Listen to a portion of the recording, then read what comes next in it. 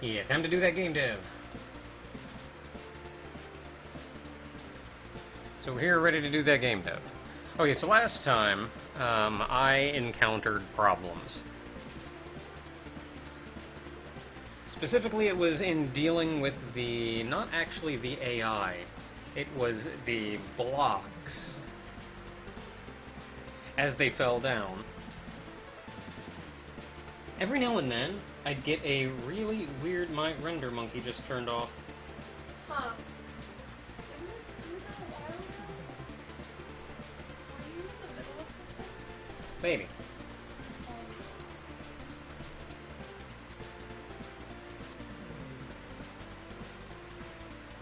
I gotta buy a new computer.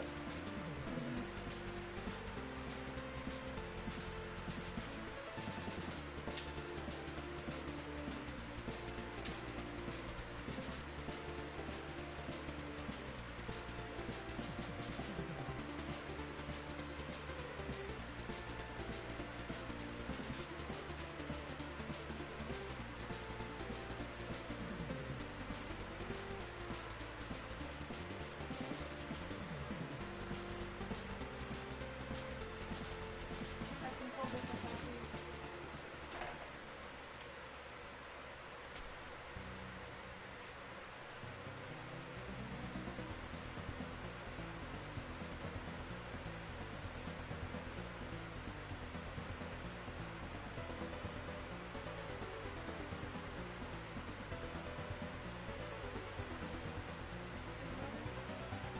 Well, it's not turning back on. Oh.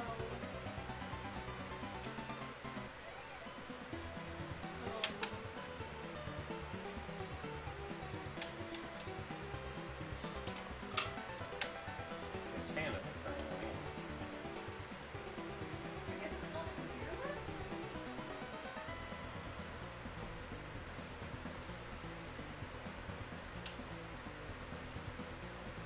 Does your power switch have a light on it? It does not. Is it supposed to?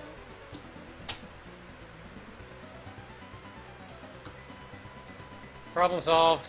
What? The plug came loose. Oh. Well, that solved more than a couple problems, if that was the cause of various times my render monkey's turned off. Hey, look at that, it turns back on. Is that fan on? Yeah, fan's on. Just start feeling. So you got my good old Windows 98 boot disk in there. That'll let me actually boot the computer up.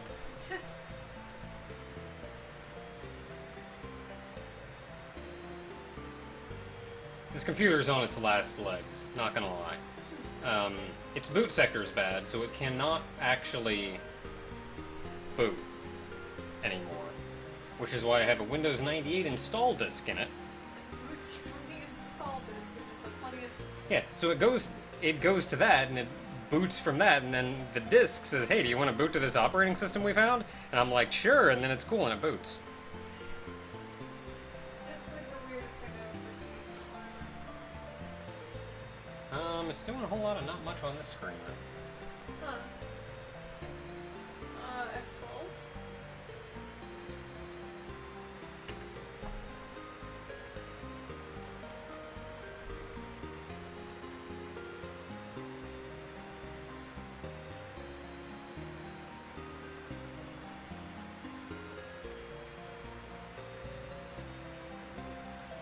Prince again.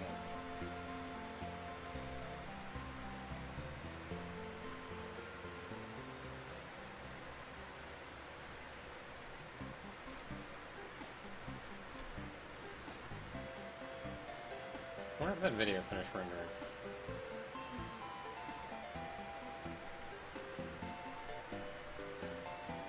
Okay, let's see if it gets past this screen this time. Yay, it did!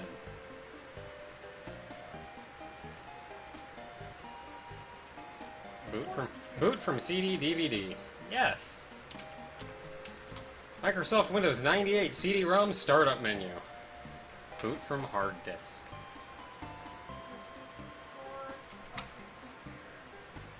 I start Windows normally. It didn't bug out. I just unplugged it. Is your computer just like, help? We shut down weird. Yeah, we shut down weird. Something may be up.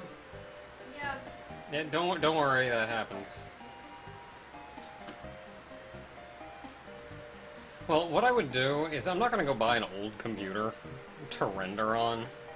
I would go buy a new computer and use my current computer as my render monkey. Like, just chain it down the line. That computer is like 5.5 years old at least now. Yeah, my current computer is, like, it still gets the job done just as well as it needs to. Yeah. There's not a lot I can think that I would really want to upgrade in it, really. I would like more hard drive space, maybe. USB ports. Yeah, I want functioning USB ports on the case. So that's one. Maybe a bigger hard drive. Yeah. I guess if I really wanted to upgrade anything, it would be the processor, because that's like... Honestly, that's probably about the only thing on there that would need upgraded. Like, otherwise everything is running fine. I've still got plenty of memory, so I don't have to worry about that. Power supply is keeping it functioning, so I don't have to worry about that. Got a new graphics card, so that's cool. Yeah. Everything connects to the motherboard, so I don't have to worry about that. Yeah, I mean, if you buy a new computer, you buy everything but the graphics card, honestly. Yeah, and I don't need monitors. I've got more than enough monitors. Keyboards, mice. Actually more than enough, because there's a monitor in the closet. Yeah, I have more than enough monitors. So mostly I need, if I would get it, new case, new processor. I'd probably just keep the memory. New case, new processor. If I'm going to get a new processor, I probably want to get a new motherboard anyway. You usually just want to get a new motherboard when you get a new processor.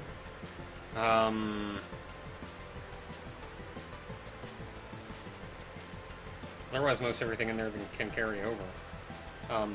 I may need a new power supply if I'm getting a new processor and a new motherboard.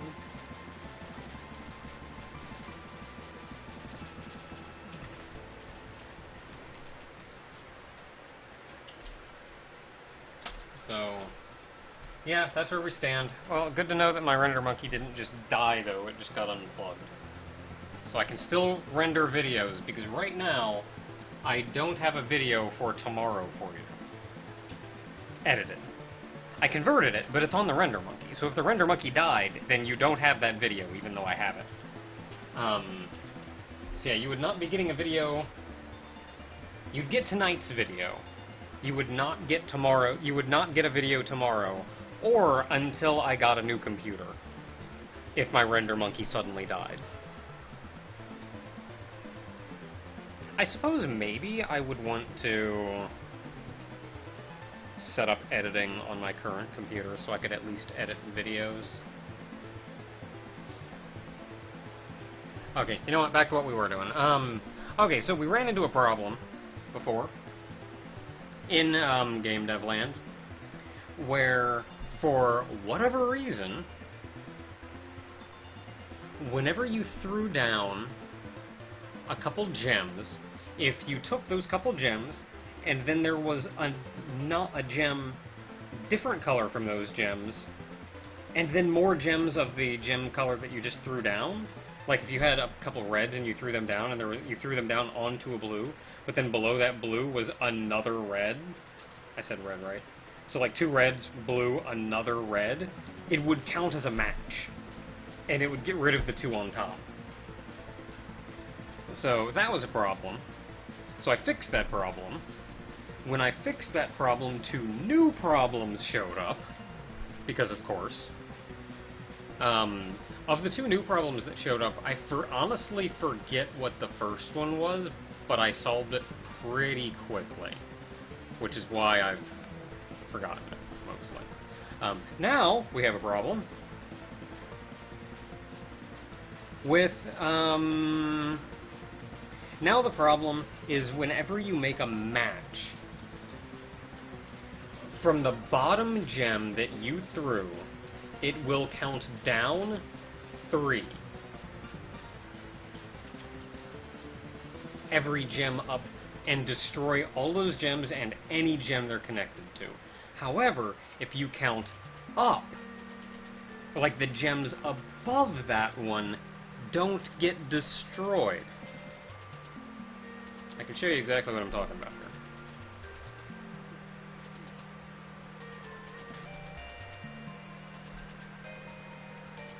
And so I stared at this code for probably 15-20 minutes or so, trying to figure out what was even going on, and I finally figured out what was going on. It's just a matter of solving the issue, and I may have a decent way to solve the issue, so that's cool. The short of the problem was that I was double using variables. I used a variable in one section, then I reused it later on. And that I had set it in the first instance of my using it messed with it being discovered in the second one. So the easiest solution is just to use two different variables. But I may have another solution that instead of using two different variables, I can use another variable that I think I set anyway. So, like, if I set it anyway, then I'll just check to that instead. Okay, so my problem before was I would take, like, these two reds here, and I would throw them down on top of this brown, and it would match. It would get rid of the two reds on top. None of the reds on the bottom, but the two reds on top. So that's obviously a problem. Now the problem is when I throw these gems down, I have three in my hand. The bottom of those three will be destroyed and match with the 3-4 leg on the bottom. However, the two on the very top will not be destroyed. What? Everything else works, just those two on the top aren't destroyed. And I know why, but that's the problem that I fixed. Again, the problem is that I'm double using variables. When I throw gems down, I set a variable called check match, which lets the system know that it has to check through every single gem that has check match triggered to know if it needs to check if there's a match. So of course I threw all three down, so all three of them have check match set to 1. Now, when I'm actually searching through those to actually find matches, I search bottom up. So the bottom of those three gems gets searched first. And as soon as I find that one, I check, and I go, hey, a match can actually be made from this one. So I set its check match to 0. Now every gem on the board's check match should be 0 by default, unless it needs to check for a match. So from there, the search looks for every gem whose check match is 0. And when it finds one, it sets check match to 1 so it knows not to check it again. That way we don't get just an infinite loop of it checking gems. So you may have guessed what the issue now is, which is if it sets check match to 1 so it knows not to check that one, then those top two that it hadn't gotten to yet to start check if there was any match or anything for, check match is 1. So it thinks it's already checked those even though it hasn't. Which is why the top two don't get destroyed. I'm gonna be honest, I don't know how the game has functioned this long with this error like this.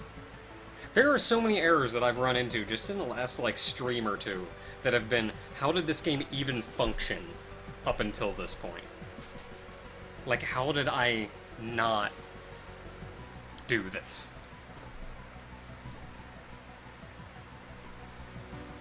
So right here, the problem, I set this to set check match to 1, because we need to set check match to 1. No, actually, it's up here. Yeah, up here. If check match is 1, I set check match to 0, and that's where I do the whole check for everything. Setting check match to 1 is where it does the actual, hey, maybe there may be a match here. And then down here is where it's actually checking the matches, and it assumes everything says check match is 0. So I'm thinking what I'm going to do is I'll just check to destroy. Check every gem that hasn't been destroyed. In fact, I checked that already. So, like, I think I can just disable these 2 things, and we're good. Because, like, we only do it if check match is 0, and we only do it if destroyed is 0. And if that's true, then I set both check match and destroyed to 1. I have 2 variables doing the exact same thing.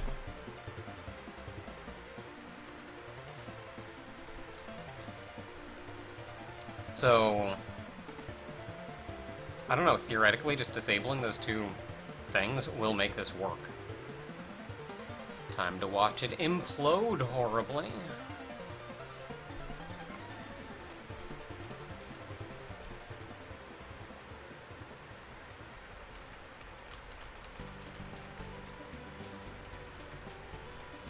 Okay, that worked.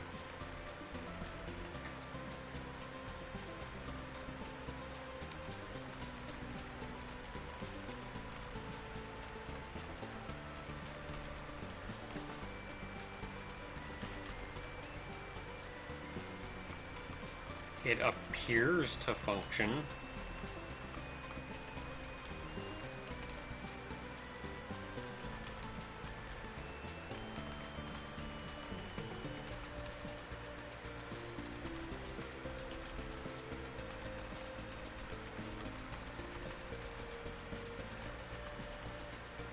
Okay, admittedly, I was not expecting that to go that quick.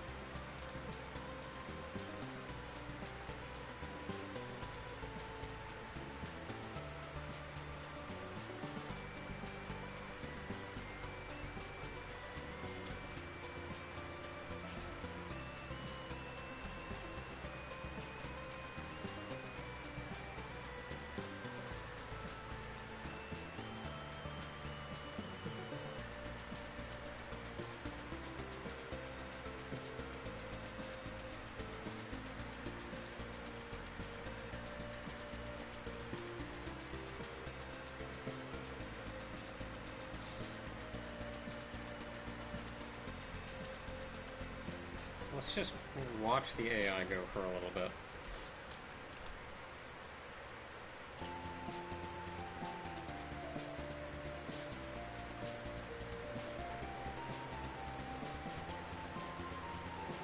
Let's see if anything looks awkward.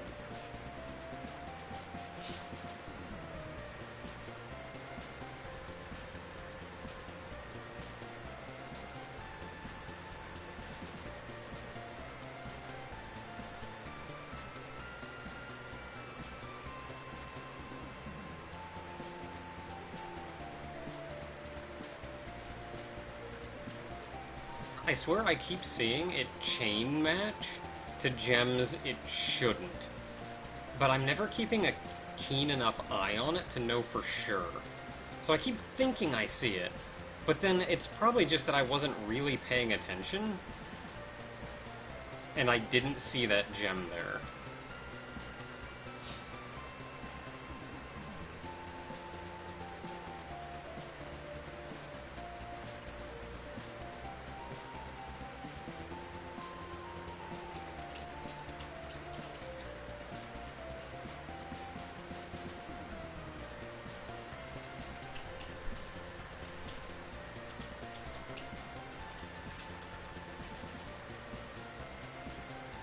And it can even dig down, which is great.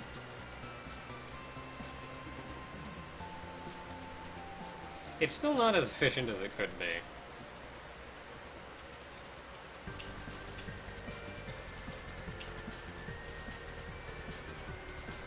But honestly, programming it to be more efficient is going to be drastically more difficult.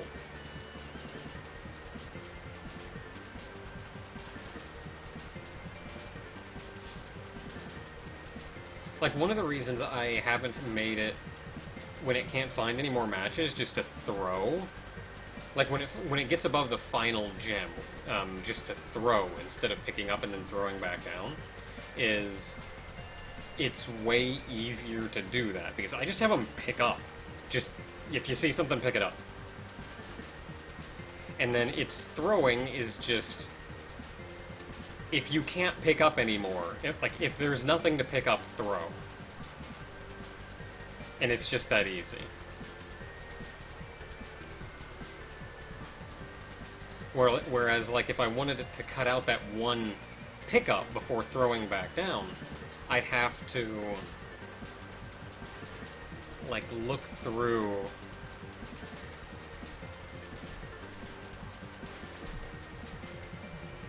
I'd have to interrupt it in the middle of its pickup phase and say, hey, by the way, if this is the final, like, if there's only one of these left, instead of picking up, throw.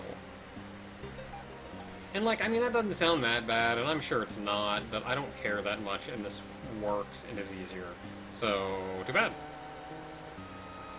Okay, so apparently that worked. So that solved that problem, so that's rockin' good news.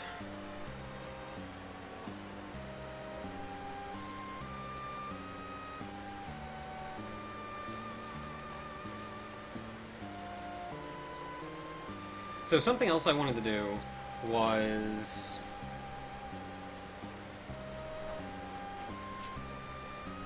do breakpoints not work in Construct 2? They do, sort of. I haven't... They do with extreme conditions.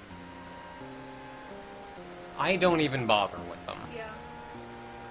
If I need anything from a very specific point in a very specific loop or whatever, that's what I've got my little C out for. They don't work in loops.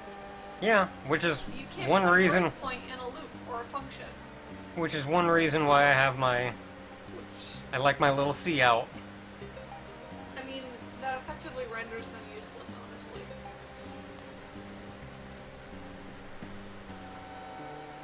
I mean, if my see out something, then I know it at least got there. Yeah. If it doesn't see out anything, it didn't get there, and then I can make it see out whatever information it is that I would want at that particular phase anyway. It does make it a little... The only time I've ever needed a breakpoint was in a loop, and they don't work in loops. Yeah, it would be, admittedly, if it could just pause the game in the middle of that stage and let me check, like, the status of everything, that would be helpful, because then I wouldn't have to... Like, just out of curiosity, I could check everything without having to go back and make it see out everything that I needed it to see out.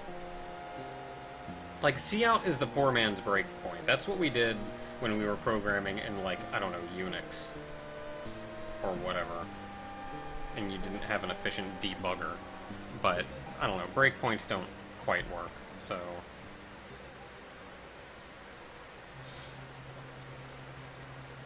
Okay, so one thing that I wanted to do is I wanted to take this entire function and duplicate it. Oh my goodness, I want this.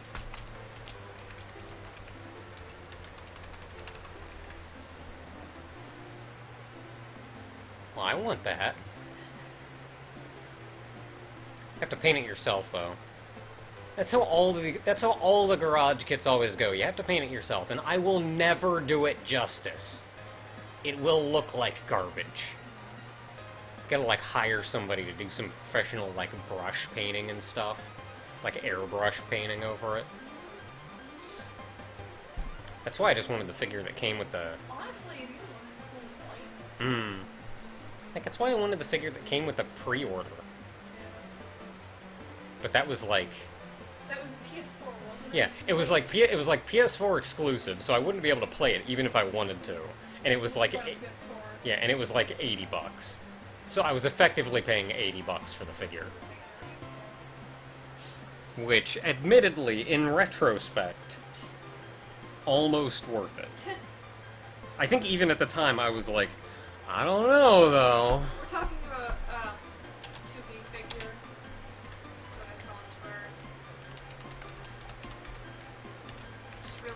never mentioned Nier Automata at all. We're just talking about, like, yeah, figures.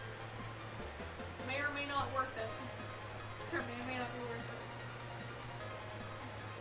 Chat's just like, what figure? Because that really depends. I'm still very sad that in Automata, 2B plays, in the grand scheme of things, as small a role as she does. I mean, I guess. Like, I mean, without getting into too much spoiler territory, like, I don't know, having finished A Route, like, I mean, you play as her as all of A Route, and that's cool beans, and then, like, you don't play as her for B or C. And, like, plot-wise... Plays for a bit of C. At the very least, I know some stuff happens that did not happen in A-Row, during which you have at least somewhat limited control of 2B. Because I know in C Route, I thought you just played as A2, and that was it. There's some stuff leading up to that part before you control A2.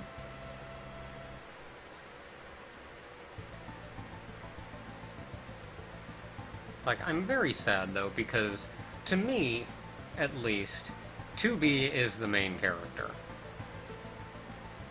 And, I don't know, in the grand scheme of things, either 9S is the main character, or there's just kind of an amalgam of equally main characters. Yeah. And first of all, I don't give a crap about 9S, so I've mentioned that already. So there's that problem.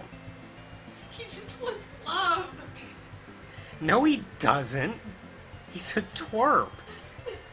He wants to be annoying and lounge around and not be bored. He just wants to be called Nines. That's all he wants in life.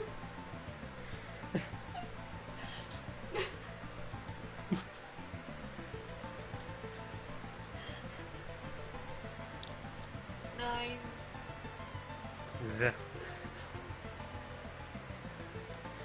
What? This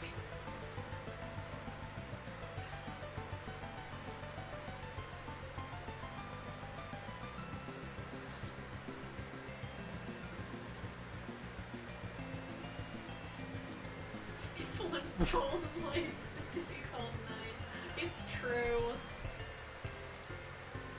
Okay, I will say, I like 9S, but I do not like him as a main character. He is an amazing support character. Like in A Route. Having him there following you around, chatting up, kind of egging you on in some places, and railing you in others. He is an amazing secondary character. But as a main character, no.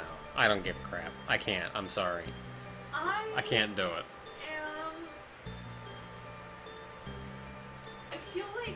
I feel like I would be okay playing B-Route, just of the little bit that you played so far. I liked the opening. The opening was nice. I think one other thing... Even 9S's introduction in the opening. Yeah, Not that gonna was... spoil it, but, like, I liked that. I wasn't as fond of the entire time 2B is doing every friggin' thing she does in the intro. 9S is just kind of chilling in a giant tube. He's like, oh, I should probably go. Yeah, I guess I should do something. Hold up. Yeah, so basically he is Tails. He is an amazing Tails, yes. Yeah. Like, as a comparison, I would not necessarily want to play with Tails as the main character. Especially if Sonic is trailing around next to him. It's like, no, I want to play as that guy. Mechanically, because he is more of a support role. Mechanically, I can see it being very frustrating actually playing as him. I will say, in the intro, I thought it was fine, because you were in the suit the entire time, and you could both hack and blow the crap out of stuff in that suit. once you get to actual gameplay, he is very bad at melee. Yeah. Like, at hand-to-hand combat, he is very bad. However, his hacking, a little overpowered. But the idea is, like, yeah, you're going to be hacking more, and that's cool, especially, like, really big crap. Like those friggin' gold guys. You just hack them and you're done with it. As opposed to, I just punched him for, like, 20 minutes. Yeah. Well, you're not even exaggerating. Yeah, I'm not even exaggerating. It was probably about 20 minutes. I feel like they did that, one, to make it play different, and two, because you literally already just played this game. So, like, I feel like not toning down his hacking ability was an intentional decision. Yeah. It's like, you don't want to spend another, like, 10 hours playing the same exact game, so hacking makes it go a lot quicker. Yeah, and on top, it also helps differentiate the characters, and it helps explain why 2B is the assault unit, the battle type, Yeah. and 9S's support.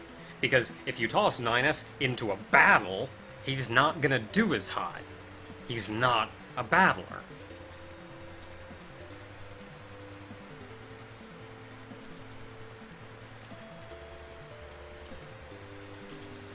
How long did the level 50 guy?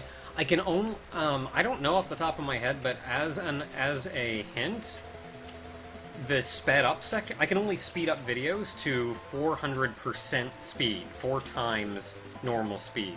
So take whatever sped up section of the video there is, however long that is, 4 times as long as that, and that's how long it took me.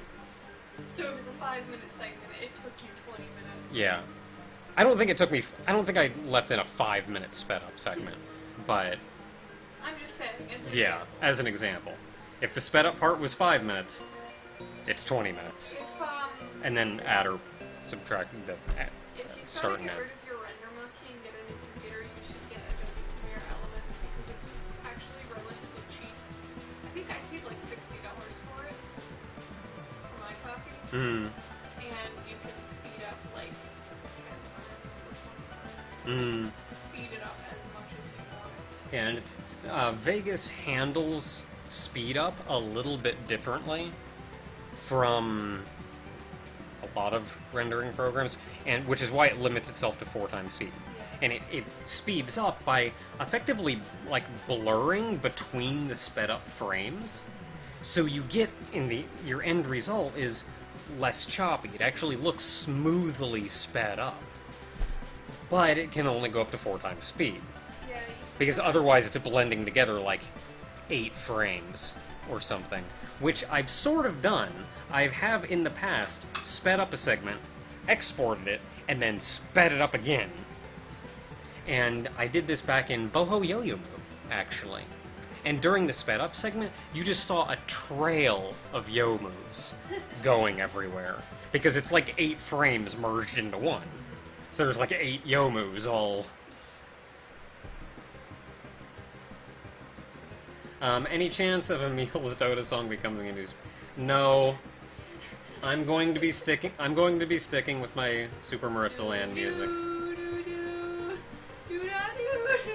I may keep it handy if I find a situation that it fits better than the Marissa Land music, but honest to goodness, the only reason I stopped using the Marissa Land music is because one guy was complaining a lot about getting tired of that speed up music. So I said, fine. Now, admittedly, I had gotten a little speed up happy. So I started, like, cutting sections out instead of just speeding things up that didn't need sped up, so I've been needing to use it less. But, yeah. Honestly, I feel like it would be best practice to pick a good speed up song from the game that you're currently let's playing. See, I had thought of that I used to do that before I got the Super Marissa Land music, which was just so perfect for everything. I started to do that, and a problem, or a problem at least, was a lot of games just didn't have one. And sometimes it wasn't even obvious that the song that I was playing came from the game that I played. I mean, I guess if the game just doesn't have a great soundtrack for that kind of thing, then you can default back to something else. And then you get problems like Emil's music. I wouldn't want to use that until I met him. True.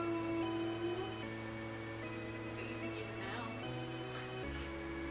Yeah, I'm like almost done with the game now. So I just kind of ran into a couple problems with that, is all, and I found... I'm really sad that you haven't been putting Doppler effects on top of it, because I'm pretty sure your program can do Doppler effects. Or at least Audacity can, or something can. You can do it! Just, like, speed up the beginning of the song, then have it play normally, and then slow it down at the end. Yeah, so and, I'm... pitch bend it everywhere. So I'm not sure if people noticed. I noticed because I was running around a lot, but I don't know how much you guys have seen of Emil in the videos. But he not only does he sing his song, or he's playing his song through a megaphone as he's driving around town, which like already garbages the quality of the song, but because he's driving so fast, there's a Doppler effect on his music. It's very intense. So when he's driving towards you, it's actively faster music. Whereas when he's going away from you, it's slower music. And it's amazing.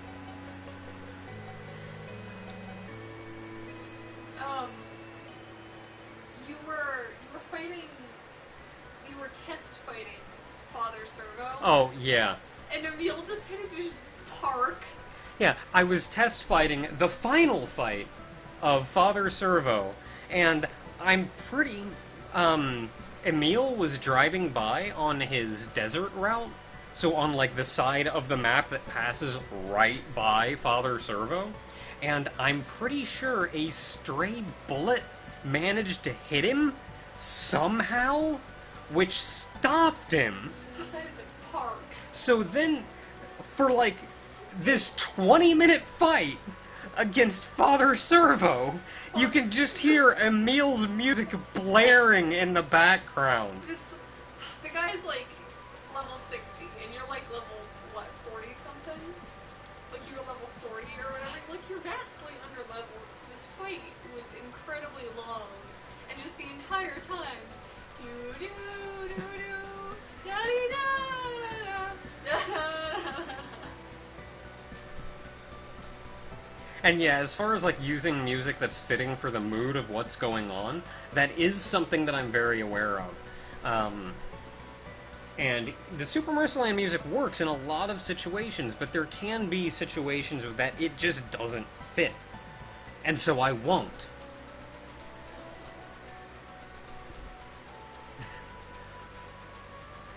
Because you don't want that jarring of like, oh man, this is going some crap. Everybody's dead. Everything's going to crap. I gotta run back over here real quick. And then, like, super happy fun time music while I'm running back sped up. And there's been a couple situations in even near when I thought the Mercyland music... I used it originally, early on. But there were a couple times... I used it a couple times out of spite. He's like, that one guy was complaining, and I was just like, I'm just gonna friggin' use it like 4 times in this video, you can shut up. Okay, fine. But there was a couple times a little bit later that I thought, this just doesn't work right now. Okay, so, back to game dev.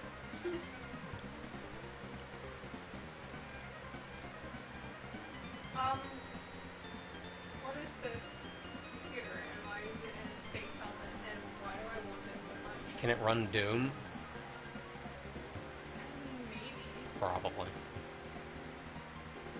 But, most importantly, it's in a friggin' space helmet orb.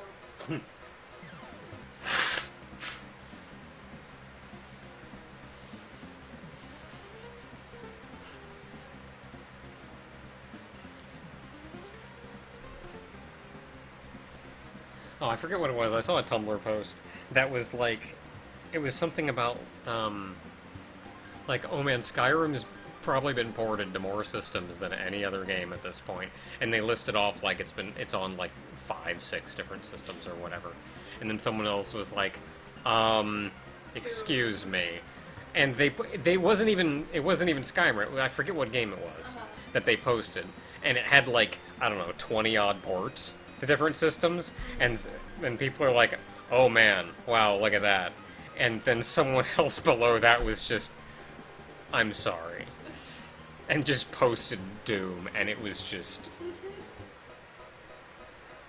What are you doing, Muff? What are you doing? Do you want attention? Do you want attention?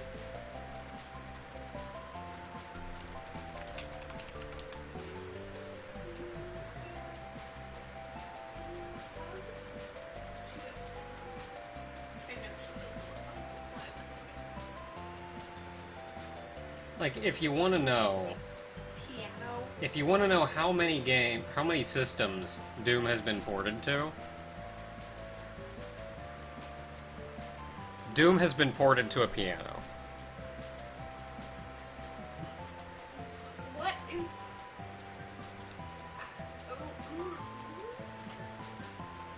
I mean, I'm sure there's some kind of underlying architecture behind it that's an actual computer, but it's taking, like, the keyboard keys as input at the very least, and...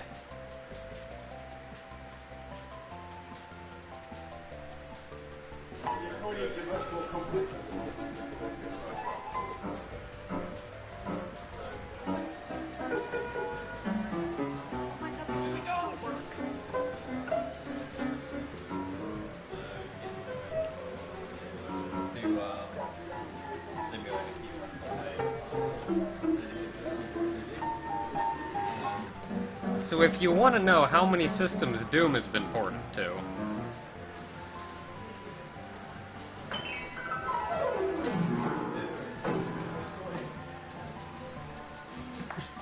Okay. Let me get the second dry. I'll just put some dry in his food and eat for an hour.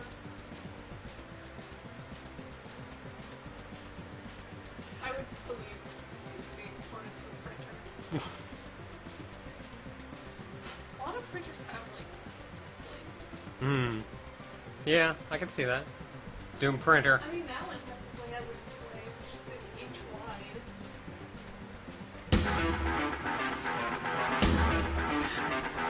Doom's being run on a printer!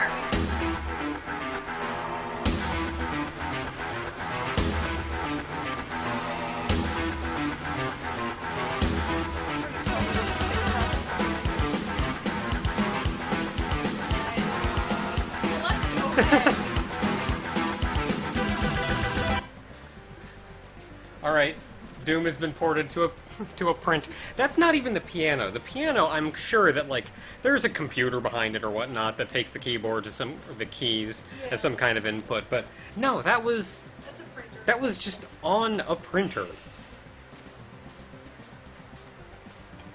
Alright. Okay, well, back to what we're supposed to be doing. I should play some Doom music in the background. Let's play some Doom music in the Oh my background. god.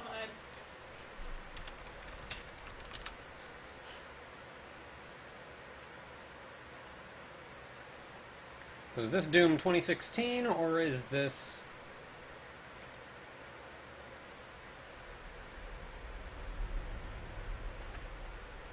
In the first age, in the first battle. I think that's 2016. I don't want 2016. I want...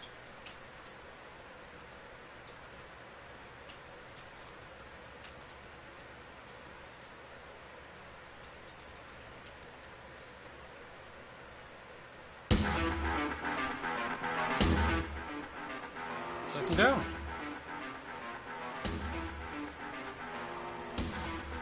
Okay, so back to what I'm supposed to be doing. TI-83 running Doom. Yes, it's a crafting calculator.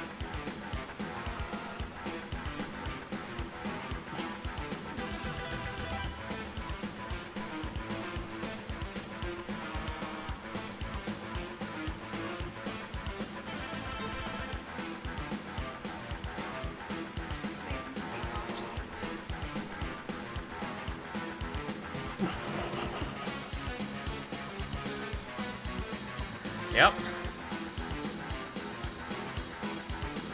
Yep. Yep. Playing some Doom on a TI-83.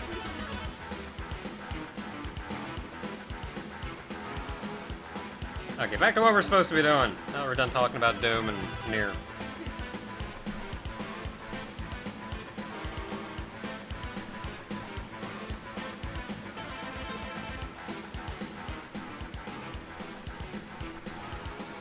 Okay,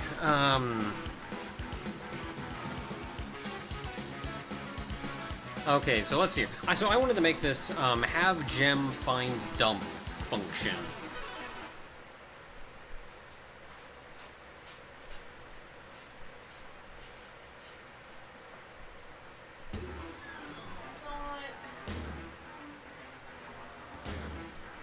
So I wanted to make this, have a gem find dump. Which is... This is when you have a bunch of gems and you don't have a good place to throw them. Right now, I just have you throw them wherever you are. So instead, I'm going to try to make it find a decent place to throw them.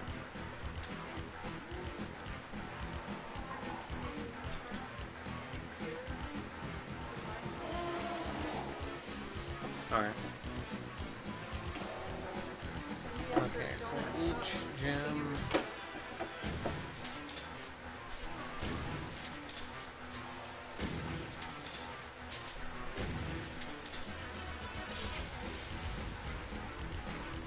Okay, for each gem, ordered by Gem Y Ascending... Seems like got all kinds of sound effects in the back. Do we need this?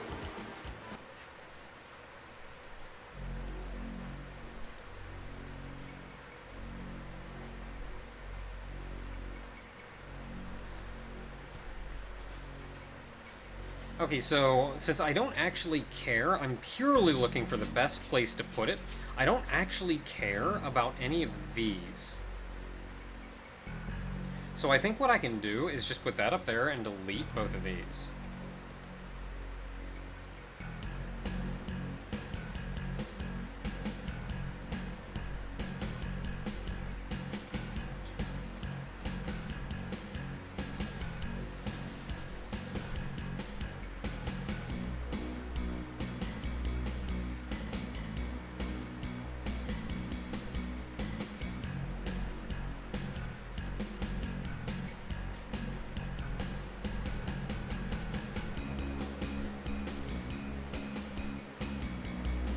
So it should be this simple, really. Like, just remove those couple conditions and I'm good.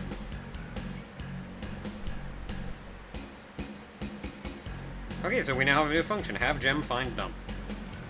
So I need to look into here.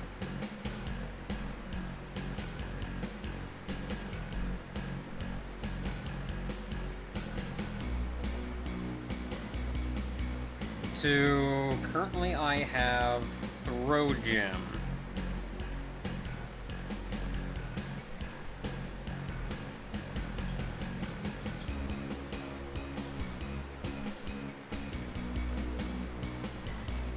So I think what I'm doing is I'm effectively just making this, only I'm putting it here instead. This should be the only place that I have throw. Yeah, I have throw after the have dig find dump. So I'm going to be putting this throw after another one, which should be my only throw. So if there is no destination or dig destination, I'm effectively grabbing this and putting it up here. And this is going to be not have dig, this is have gem. I'm also...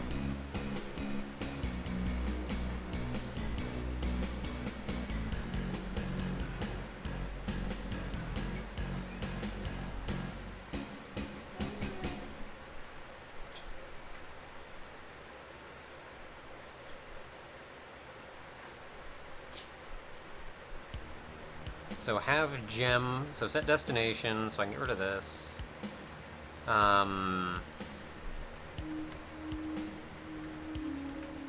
And we can put this down here and throw a gem after that. So that should be as simple as that.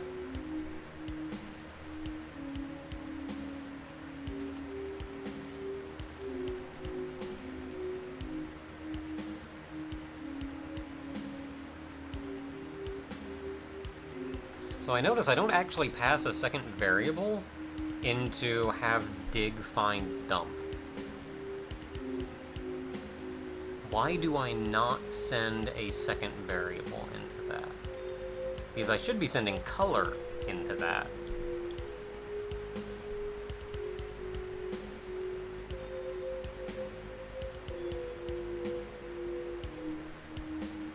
Yeah, I don't even use that. I don't even use it. I use clown.digColor. Yeah, so I'm just gonna get rid of this color on this. Don't need it, never use it.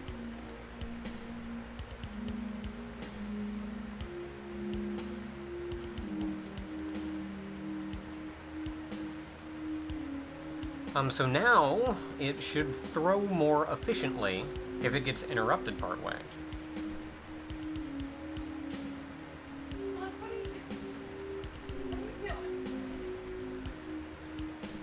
So let's take a look.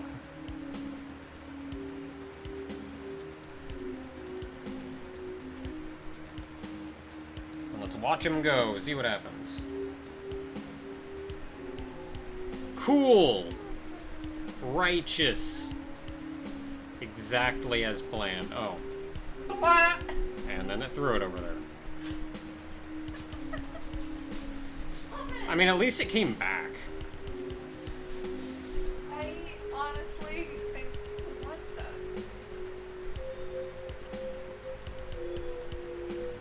Buh.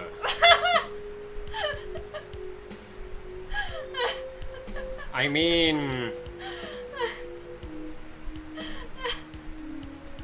mean, that's one way to do it. I wonder if it blocks itself out over there. Okay, your AI right now is the funniest thing ever. I want to see if this thing blocks itself out. Like just loses. Yeah. Or whatever. Like, does it lose if it puts in too many gems over there? It does not. It has found a way to just...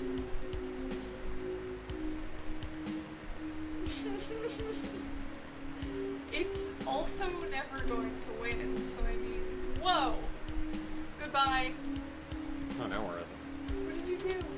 Turn difficulty up, which should make it go faster. But now it's just gone. It's freaking gone! Oh, it's like scoring it as 0. It's not doing anything now. Huh. Congrats, your AI is a speedrunner. It found the out of bounds trick. Okay, so that's a problem.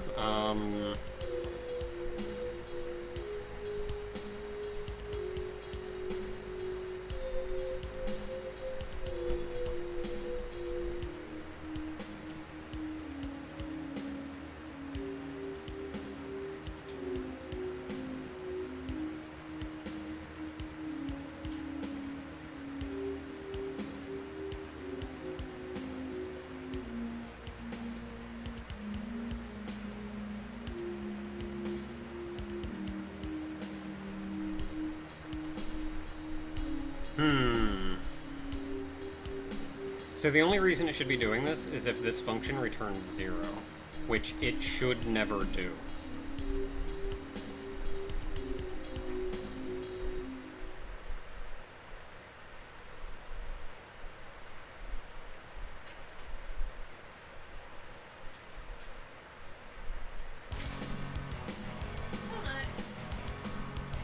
Yeah, it should never return 0. And that's the only way that this can happen. I like how the design of this pamphlet that I got is just like all of these random medical terms for no reason.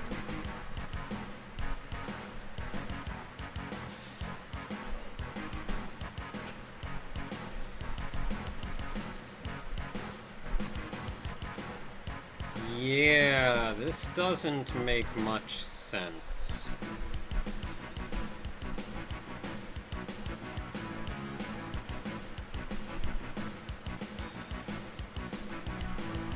Why does this not make sense?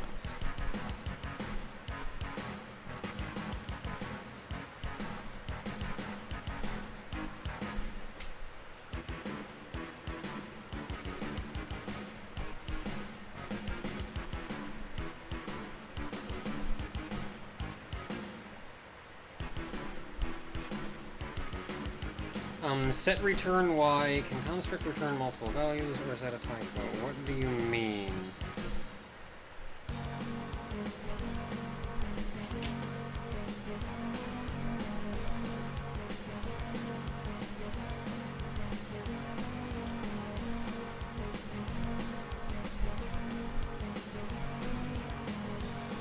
The actual value that's being returned here is temp x, which is just going to be the x-coordinate that I've found as being the best location. And if I set the return value again, then it'll just overwrite it with a better number. Return y is just a variable that I have, that I kind of keep tabs on.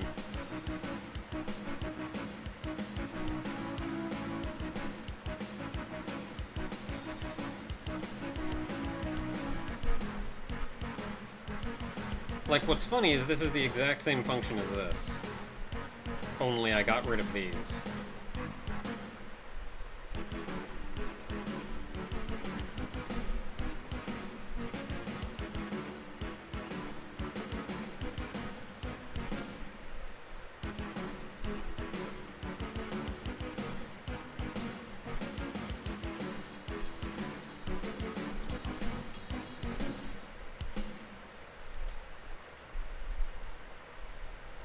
Yeah, this doesn't make much sense as to why this doesn't work.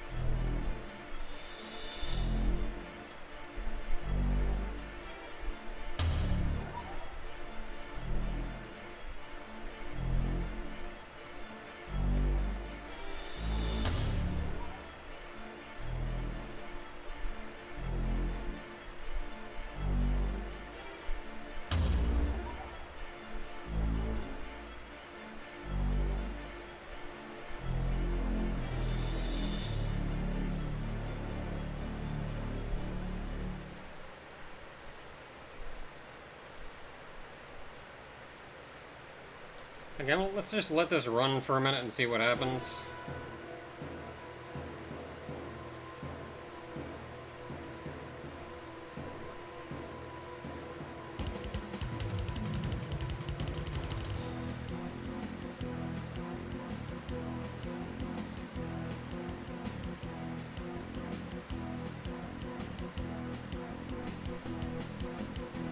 Because I don't feel like I actually did anything other than make sure that... Because I noticed there was a problem.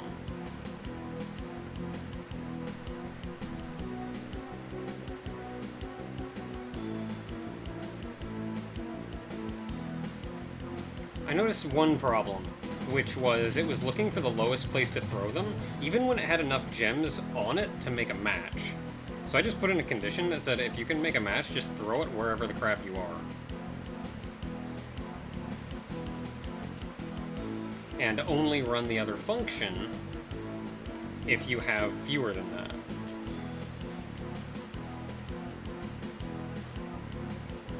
Twice now I have seen it look for the lowest spot that it needed to throw fewer gems, but I'm not sure if that was part of digging or not.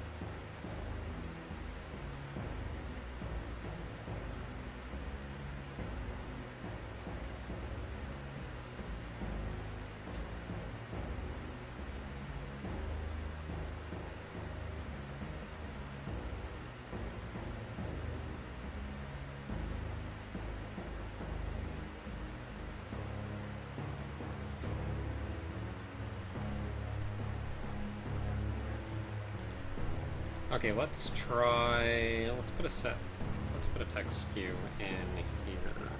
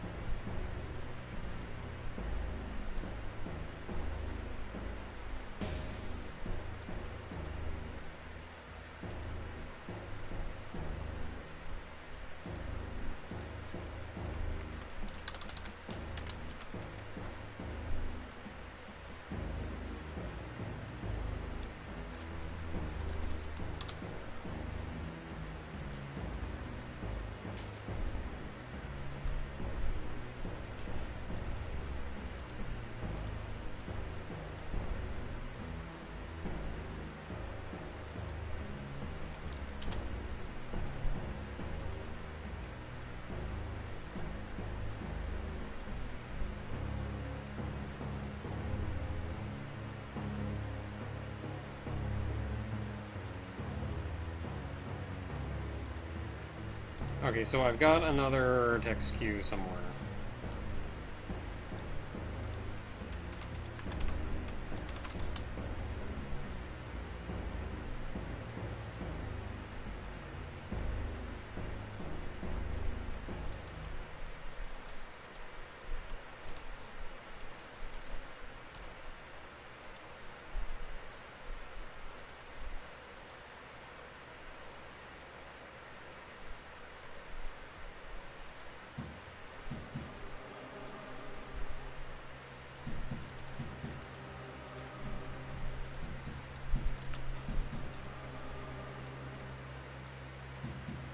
Okay, let's see if this ever works. Let's just run it for a little while and see what happens. Okay, so that's part of it digging.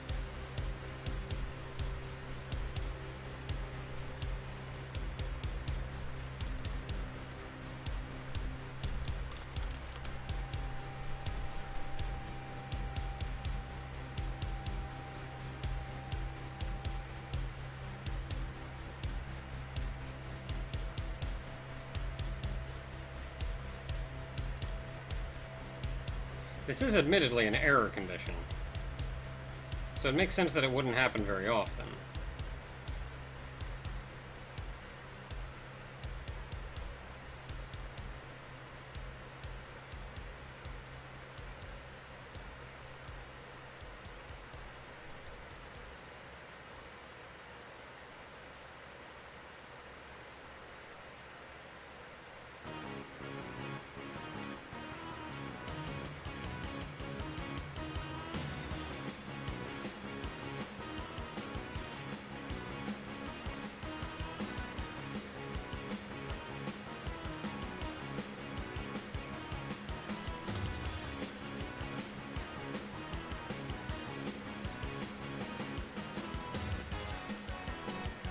Okay, it's like not doing it.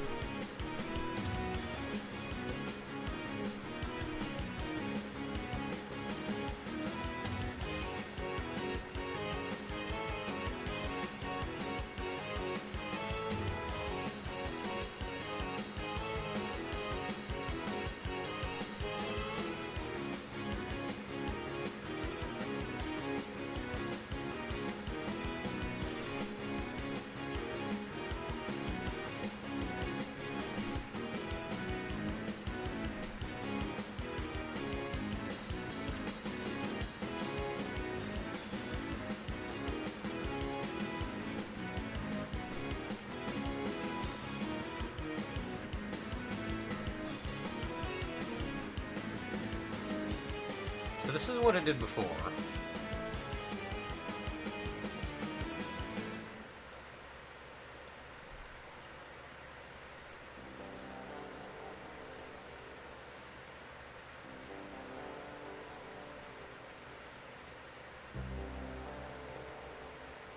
So if it can't find any more gems, and it doesn't have a dig destination,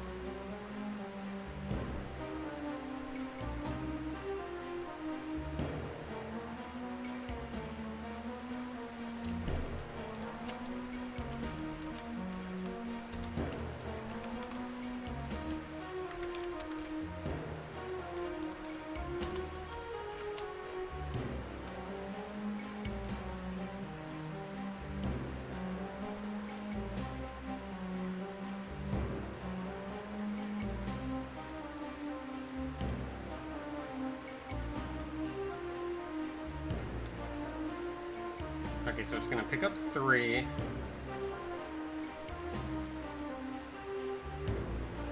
Why is the destination 0? Yeah, that's exactly what's happening. Why is the destination 0? I set the destination to that.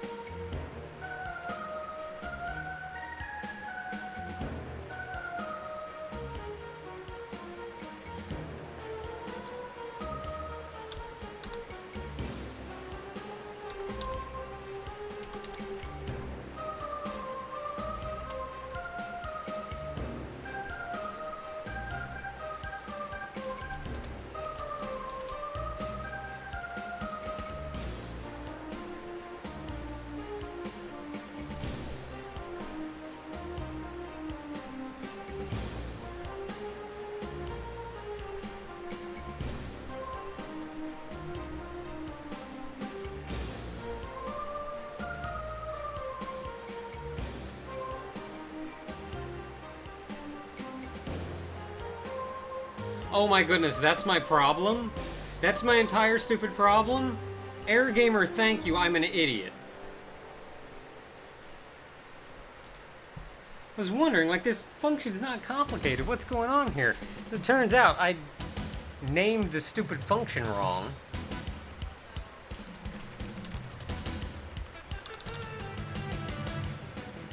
There we go. Problem solved. I was trying to call a function that didn't exist. Because when I typed over a word, I copied this down here, and when I typed over it, I typed over have with gem instead of dig with gem. Alright, well, that should solve that problem. Let's try this again with a little less.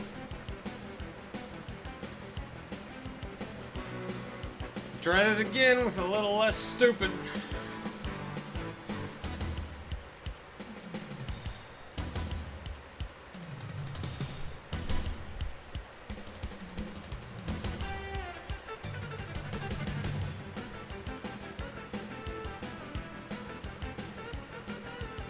Yep, that's working pretty much exact.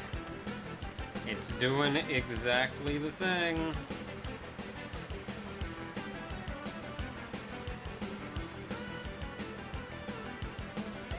Alrighty.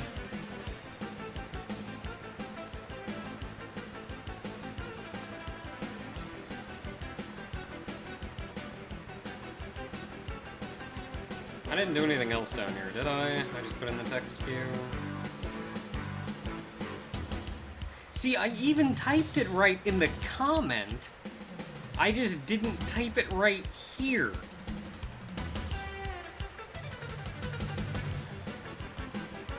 Where's that one picture? What's that one picture?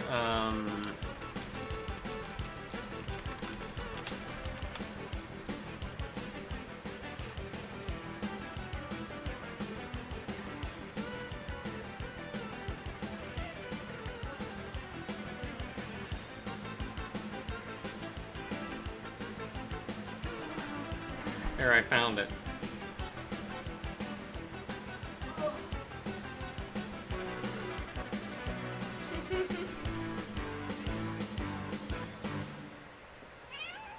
Say hi, Muffin. Okay. Oh, you're still talking. Yeah? Yeah? Yeah? Yeah? Okay. So...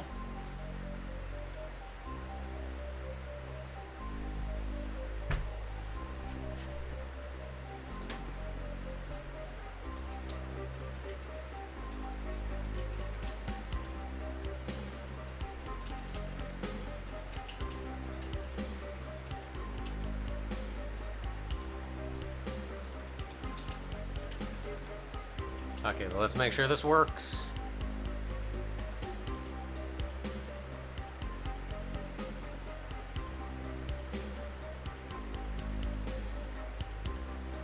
Working. Doing the exact thing it's supposed to do. Cool beans.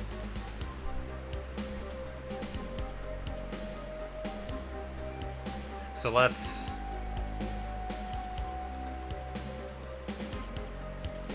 uncomment all this code.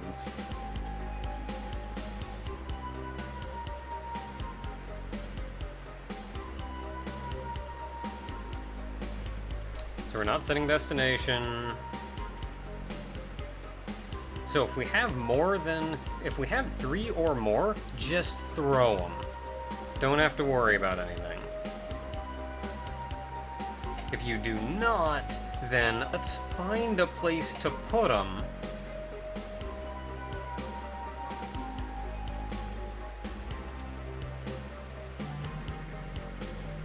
Okay, so with that problem resolved, there is... I think there's only really one thing left that I want to do for the AI right now before I call it good without dealing with garbage.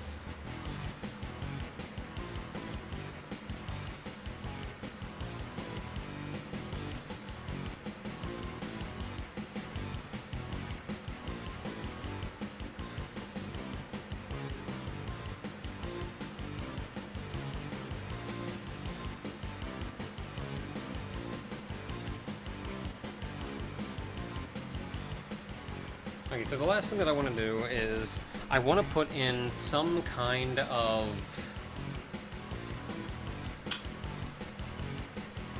barrier, I guess. Well, not so much a barrier, a check to make sure they don't block themselves.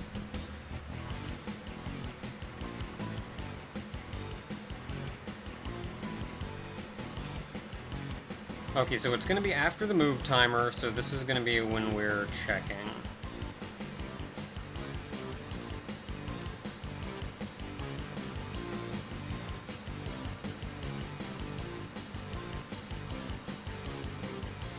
So we have like all this code here. So I'm going to want to put in add new event above.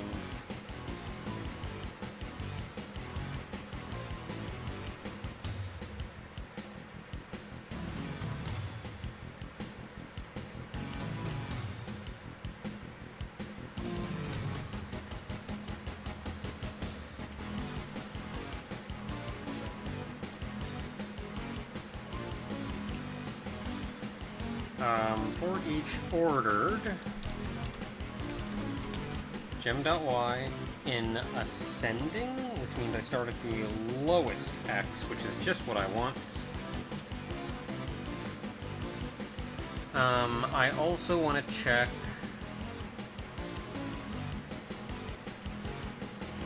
I'm sure I've got some checks for this somewhere down here that I can just copy up.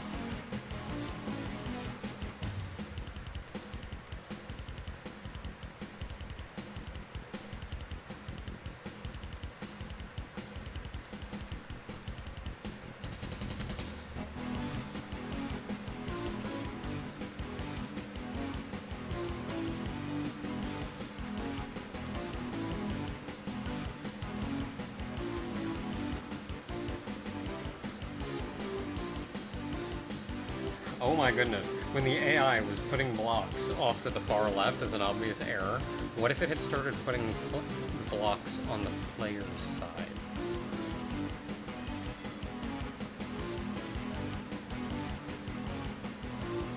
Like, I don't know, man. Get to the friggin' final boss. And it just starts putting Like, blocks. I'm just gonna grab my blocks, and I'm gonna put them on your side. How's that crap feel? What is this? Okay. Oh my goodness, that would completely shatter, like, any fourth wall meta That would be crap. hilarious. Like, that would be, I kind of want you to do it. like, oh my. Just like, what the crap?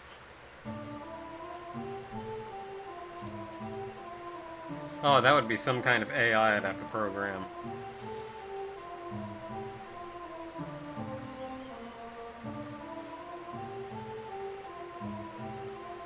That'd be interesting because that would be effectively the AI trying to block you out with its blocks.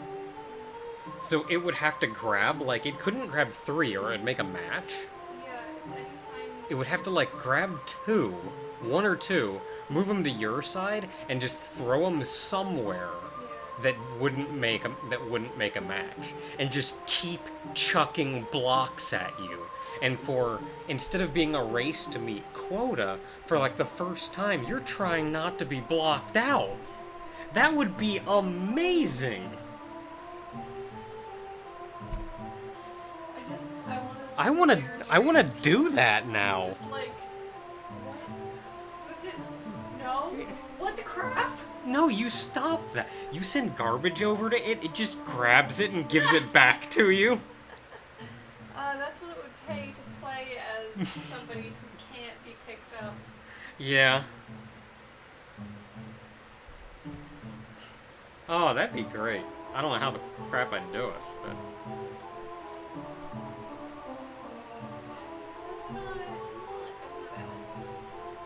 Okay.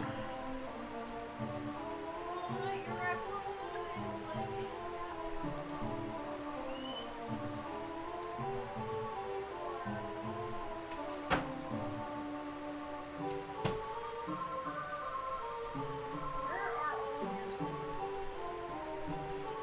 There's things Some mice. Some balls.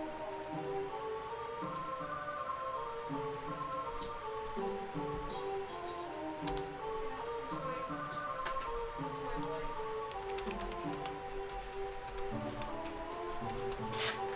Oh, Donut's so excited about his mice. You want the mice? You want the mice? Okay, so, how high do I want it to stop doing? Like, to stop what it's doing and go, holy crap, we have to re-level this. Should it be like the top 2? If a block gets into the top 2? Maybe the top 3.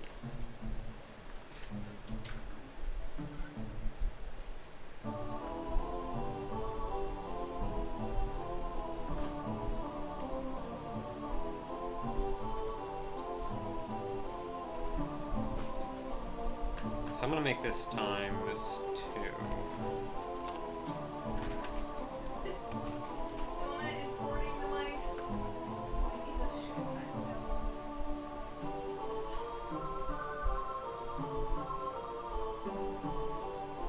Don't growl at me.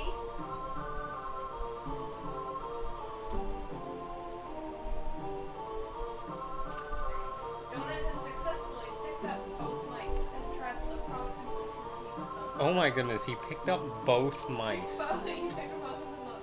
I mean, I think he might have had one of them by a tail. Hmm.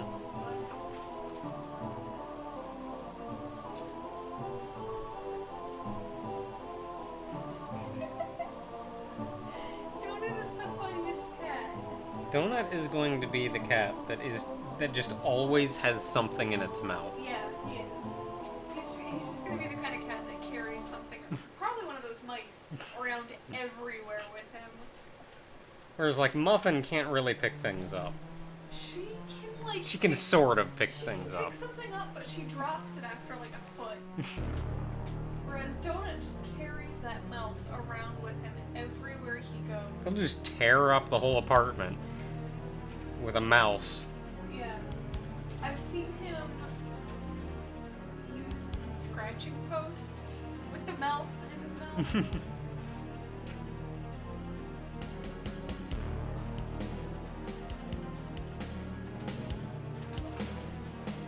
Okay, Donut.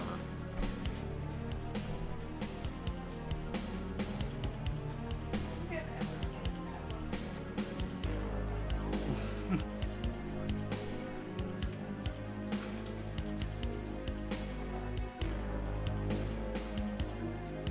Badoo. I bumped the USB port in the front of that. Why do all my USB ports, all of them, always? Like, I don't know.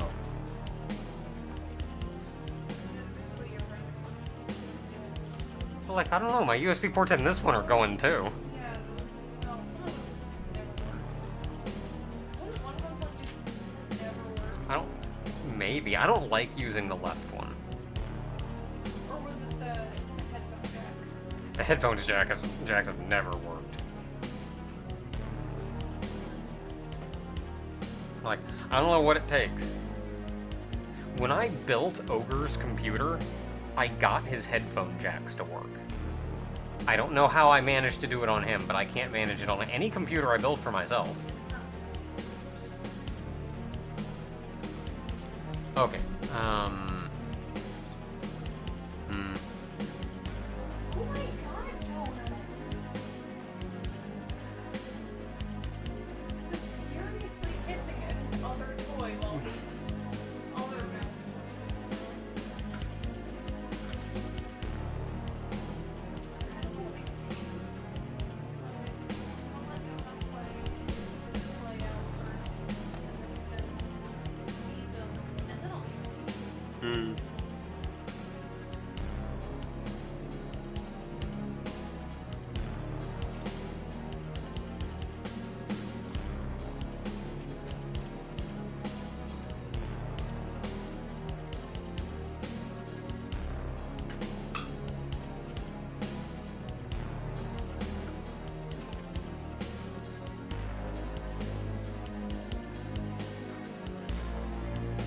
Okay, so looking at this, how much of this code can I continue to use?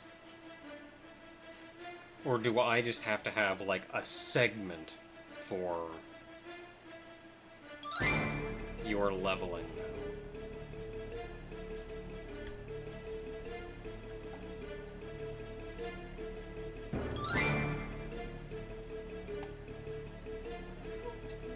Yep.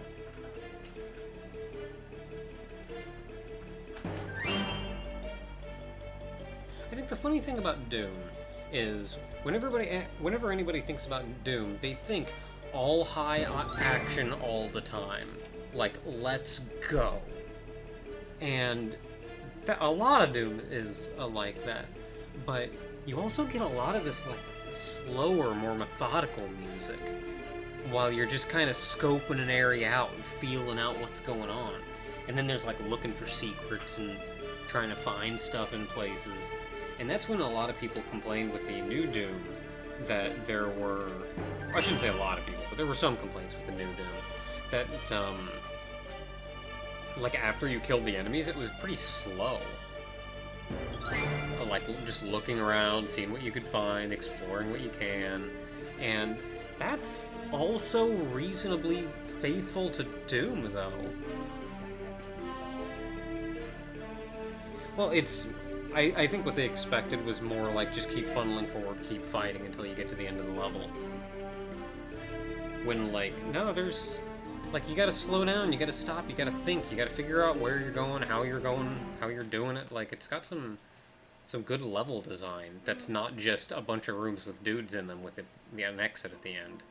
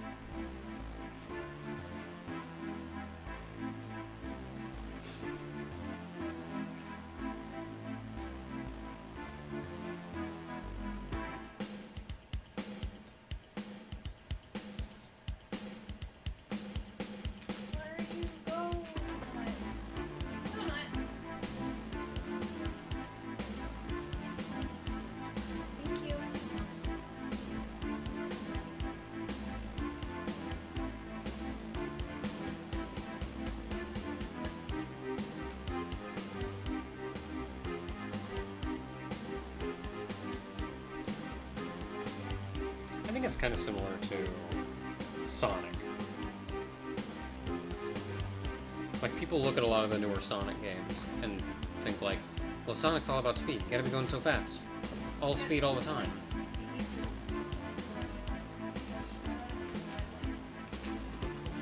Yeah. And, like, I mean, going fast is cool, and there's a lot of real cool segments that are about going fast, but if you look at the original Sonic, like, the original Sonics on the Genesis, there's a lot of, like, slower platforming and methodically moving your way through levels, too. It's not just...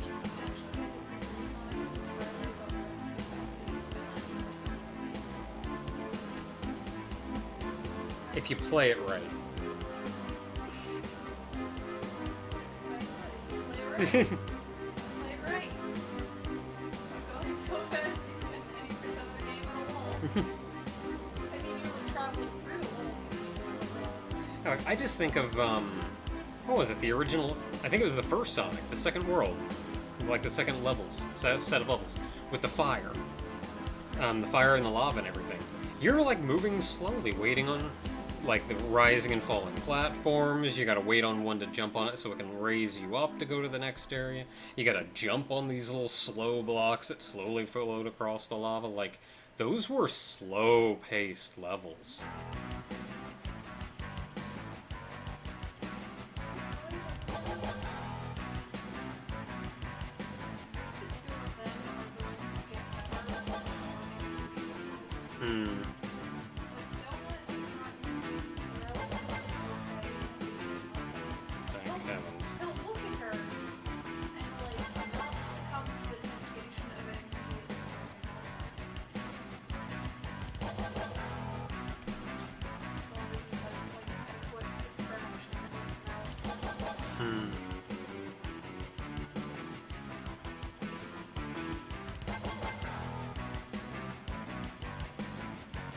Okay, so I actually find the dig destination under what to do when holding no gems.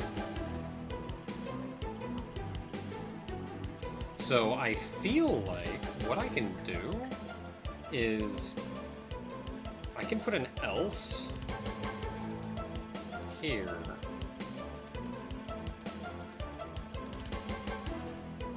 So if this triggers, it just won't do this.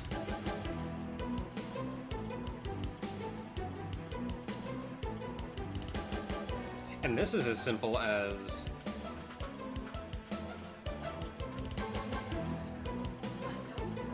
so if you find a gem that's in this particular situation, clown,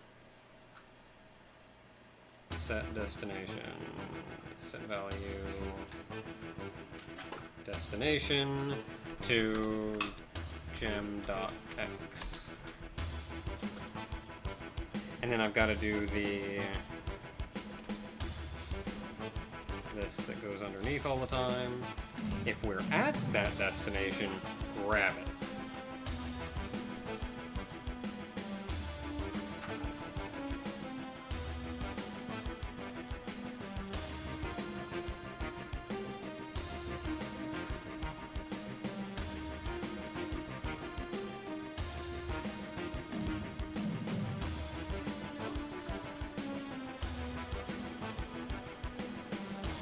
So from here, it's just if you have a gem above 3, or above like 3 blocks down from the top, move there and grab them until you don't anymore. And if you do this, you will not be trying to grab gems any other way.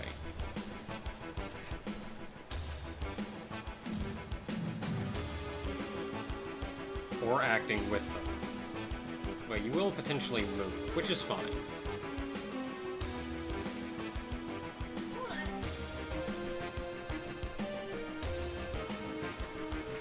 So if you don't trigger this,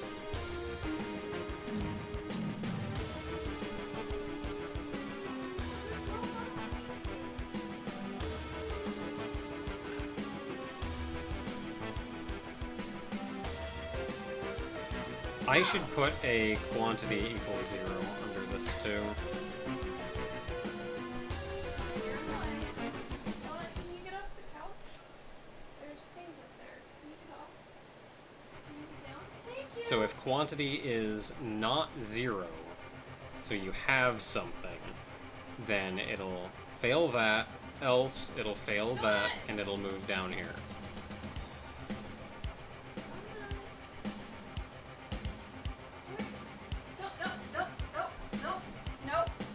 No! No! No! No! Play with something else. We could probably... You, like, never use that headset. We could probably put that away. Don't.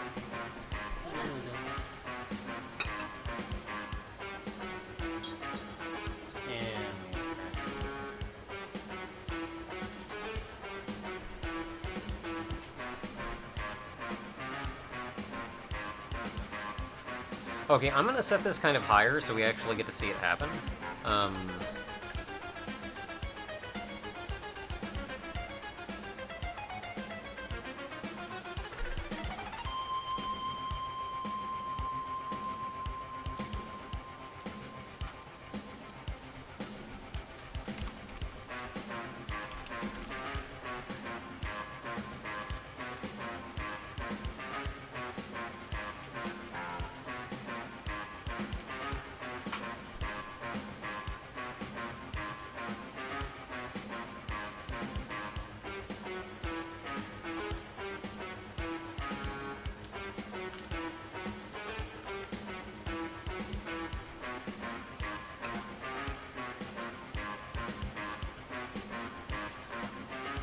Okay, so let's see if this happens. I set it to be like 6 below the top or something. So like if a block goes above here or so, it should freak out and go, hey, we need to level the playing field some. So it's got to be higher than that.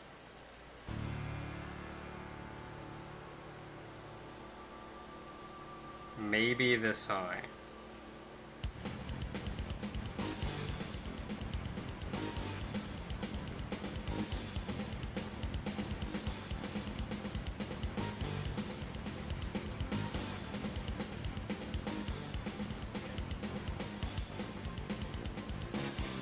Freaking out, freaking out, freaking out, freaking out. Oh, never mind. We're not bad enough to freak out yet.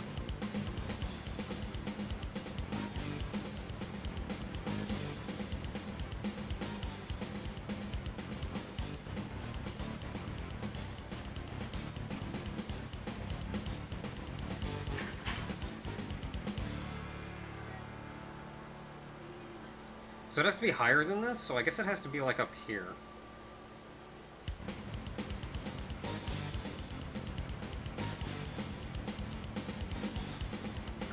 So we should pick these up, throw them, and then freak out? No, it's not really freaking out.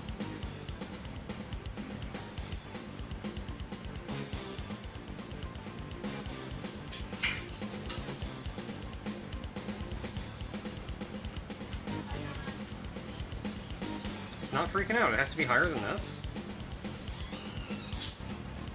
Donut's freaking out. We're talking about freaking out.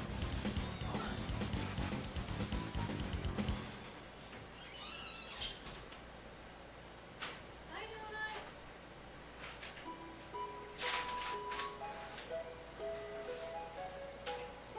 I'm not entirely sure what's happening here. Good boy, Donut.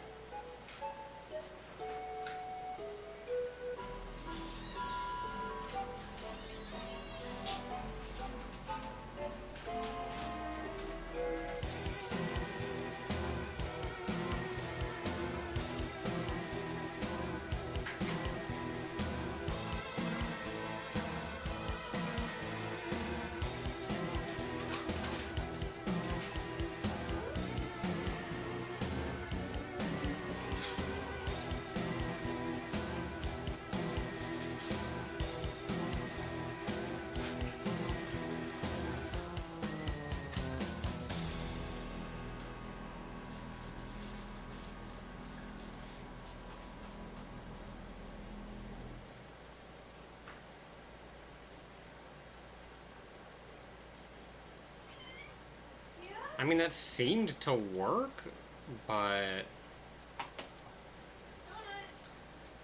Wait, can you wash him real quick? Donut, what are you eating? You're eating a tissue. Stop that. No! Donut. Look, we're working on feeding you. You don't have to eat everything. What?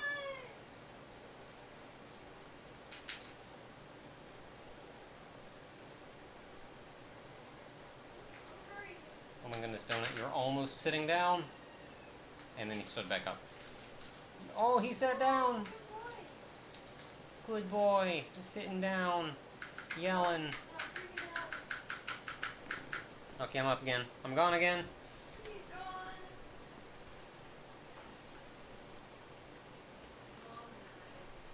Donut, like, doesn't know what to do when we're feeding him, so he runs back and forth between his cage, which is where he gets fed, and where Barry is, which is where his food is being constructed. So he just sprints back and forth. No, no, No, don't, Donut. no, no, no.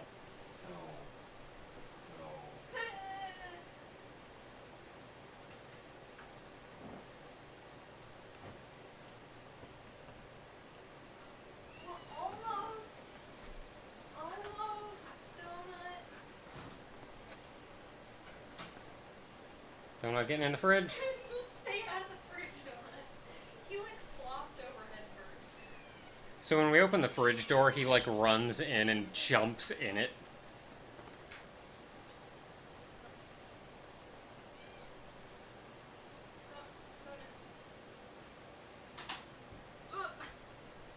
Donut, inside! Inside! Good boy! Here's a bigger boy. Here you go. Okay, I can go back to Yeah. programming. Good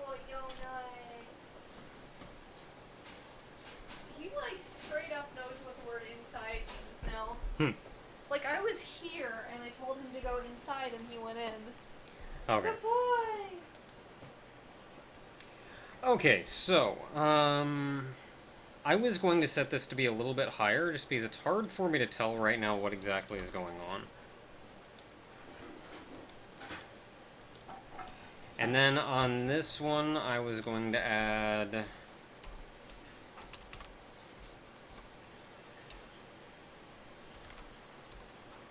Oh no! I just realized put all of those things in the sink.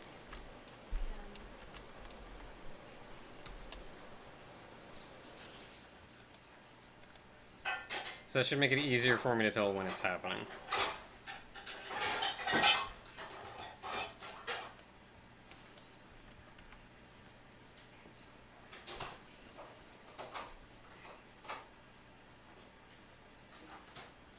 So this is not high enough to trigger it. This is not high enough to trigger it.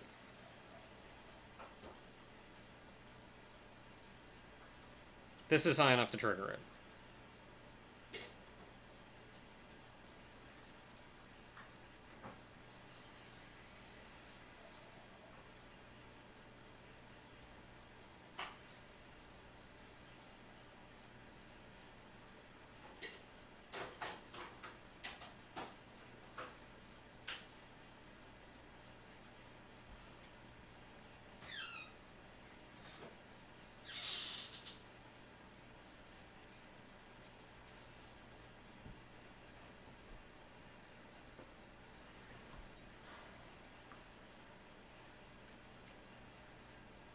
No, no, no, you should not have picked up that green. Why did you pick up that green?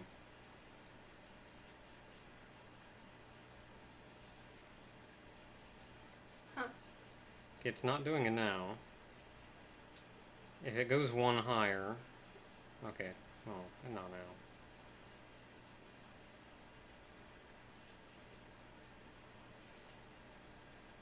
Okay, so priority should be after it throws this. Priority should... well... After it throws this, priority should be... Priority should have been grabbing yellow.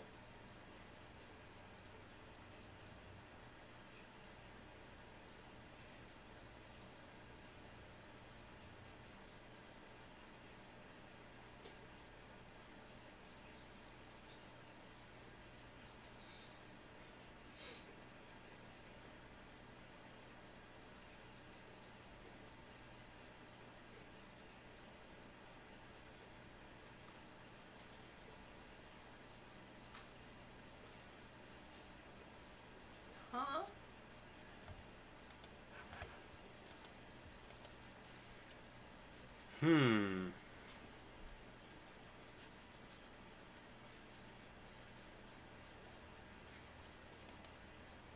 Like, no, it shouldn't even check for that. It should just go there and grab it and then figure out what to do with it later.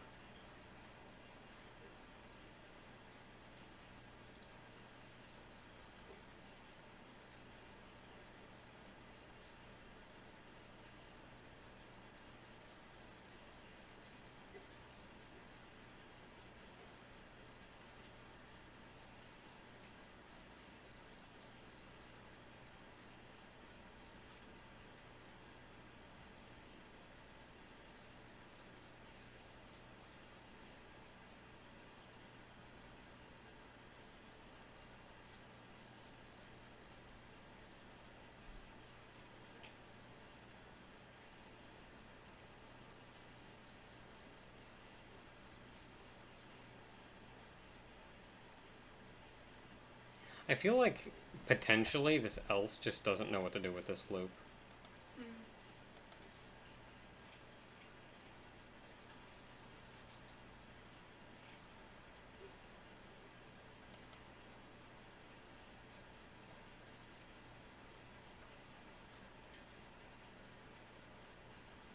Like, I feel like that's it. I feel like it's doing this, it's finding it, it's finding its destination, and then immediately getting overwritten.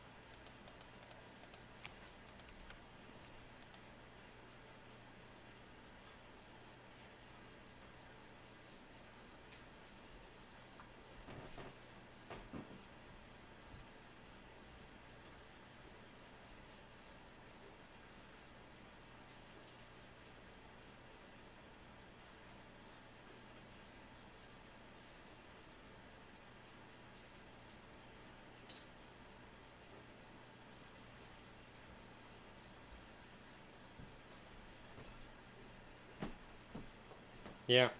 It's immediately getting overwritten. Every single time. Well, that's confirmed.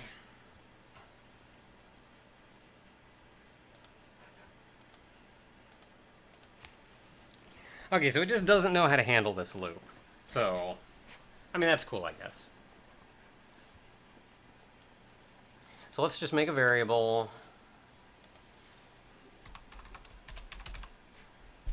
Too high, that's 0.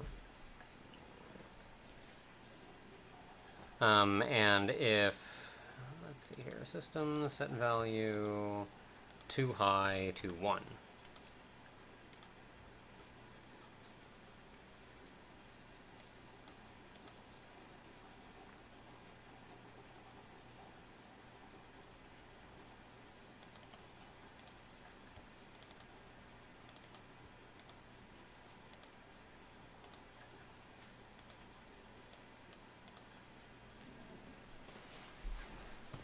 So this else doesn't work, so I can get rid of that.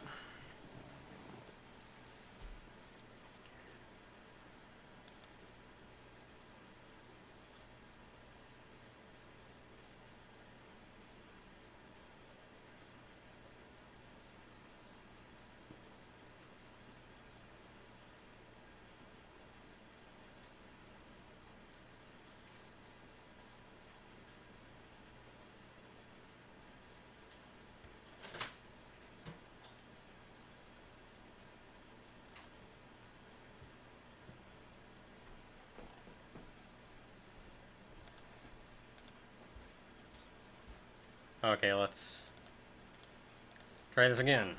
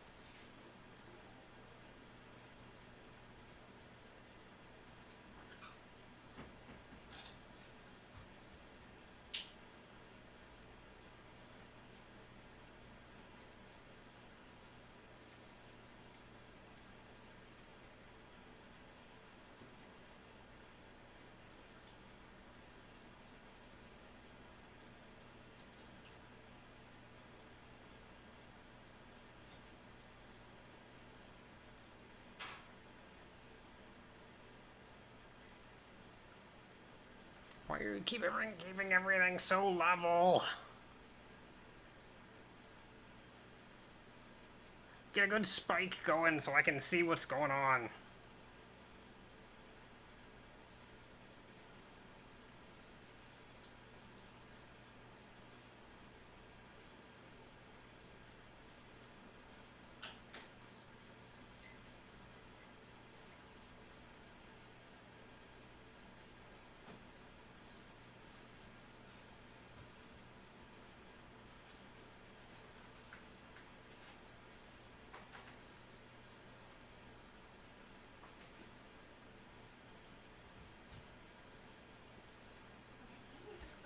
It seems to be working.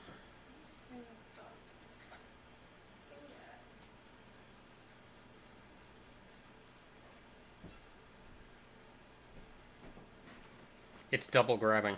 Dang it.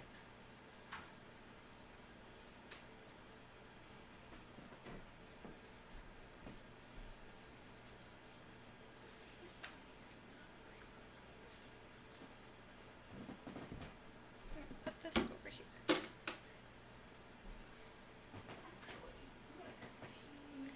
Dang it.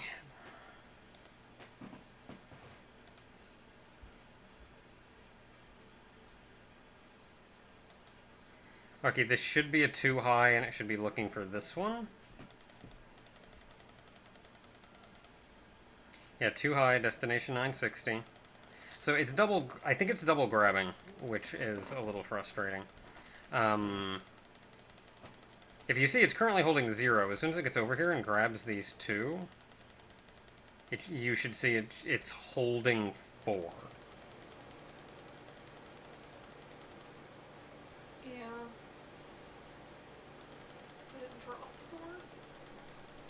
Yes. Oh. And then after that, it grabs it and it's fine, I think.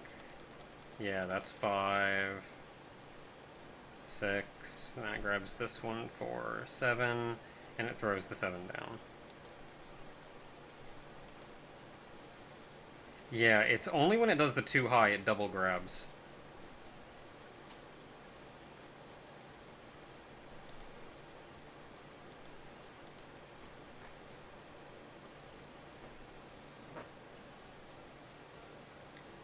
Hmm.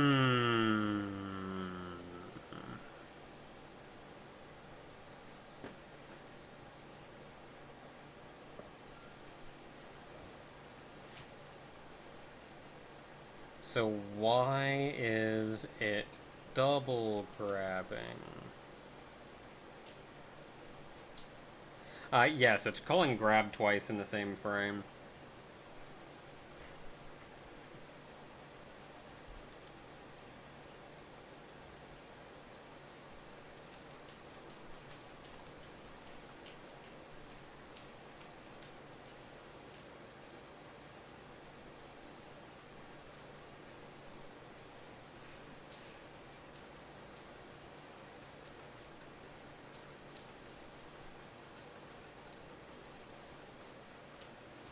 And that's why.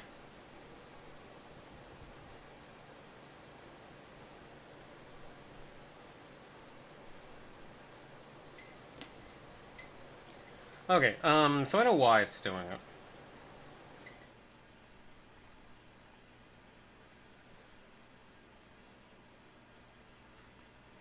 It's because I have a grab all here, so it grabs the gems. But then down here, after it grabs the gems, it's technically holding the gems.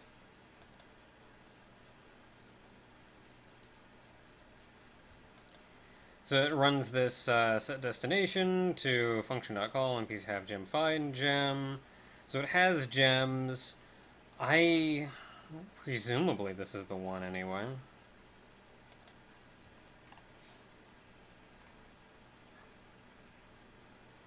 Like, where are all of our grabs? We have a grab there, grab there, grab there, grab there.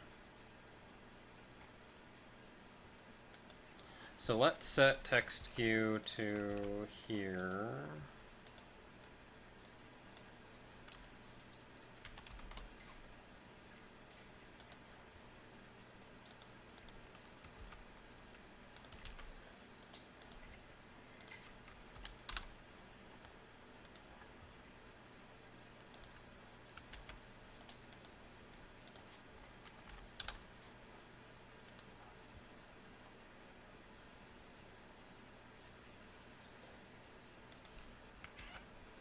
I'm almost positive it's this one.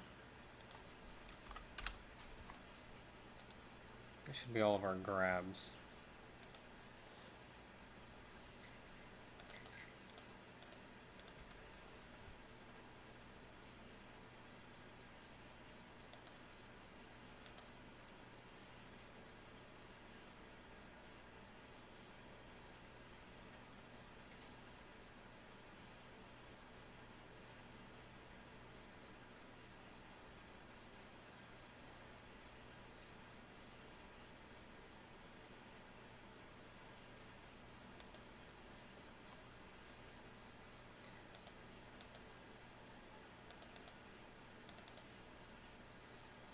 Yeah, so it does 1 and 4.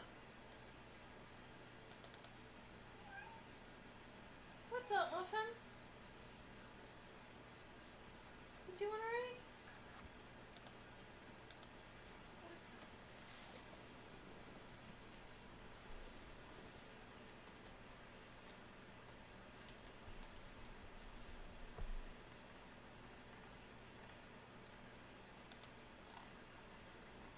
Muffin! Hey! Leave that poor trash can alone, Muffin. Muffin!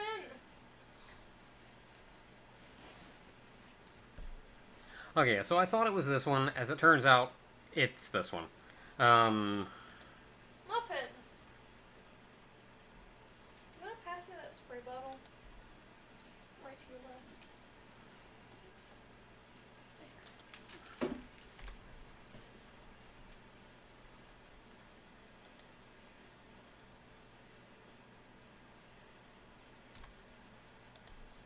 Yeah, after grab all one, just break to end logic for this room. Ideally, yes, that's not an easy thing to do. Um...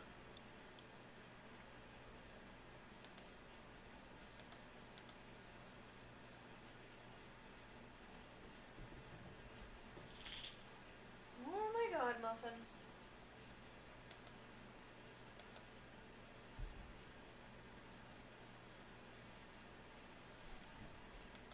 So I think, though...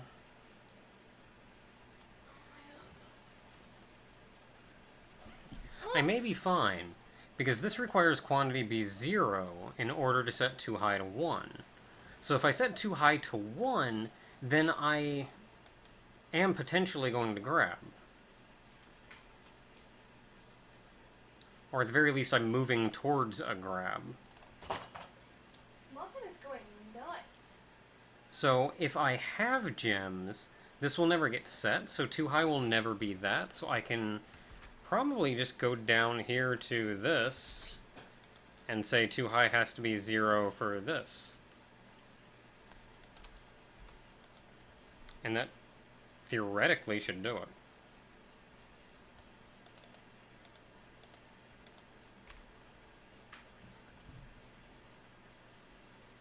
Yeah, the reason it was just a little bit difficult to do was just because I have to find a way to get it to understand that there's a difference between what it is doing and what it doesn't want to do.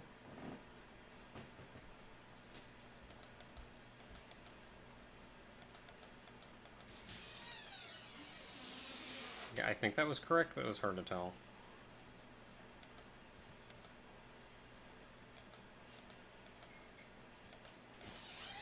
Okay, so that's fine. It needs to be one higher than this. Oh my god.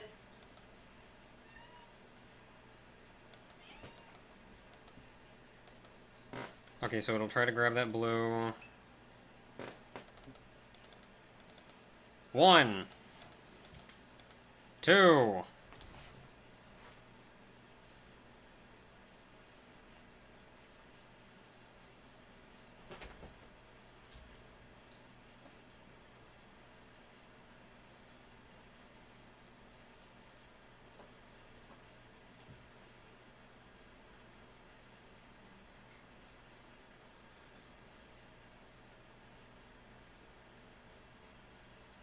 It's working! You are insufferable, Muffin.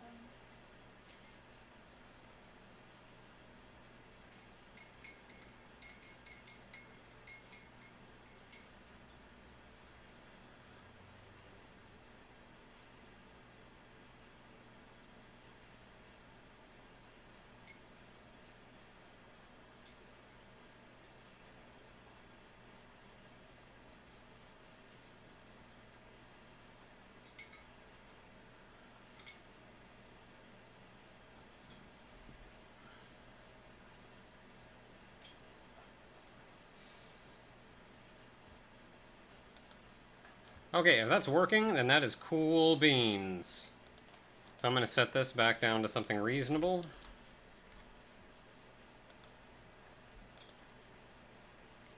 And...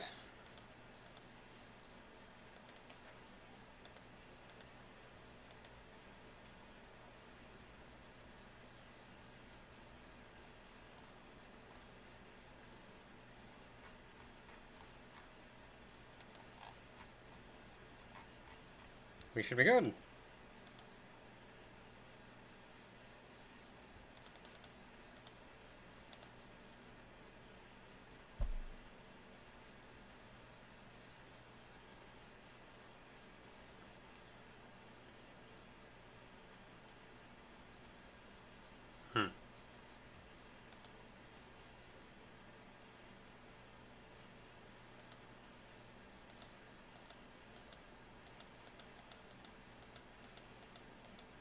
Interesting. Interesting.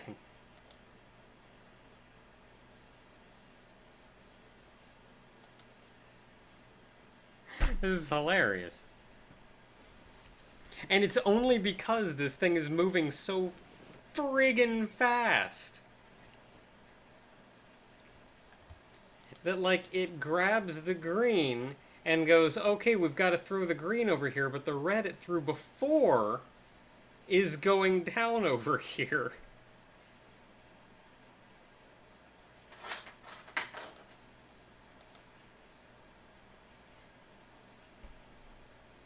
And so it detects that the red is falling and says, okay, we can't do anything, so I'm just going to wait because this is what I want to do.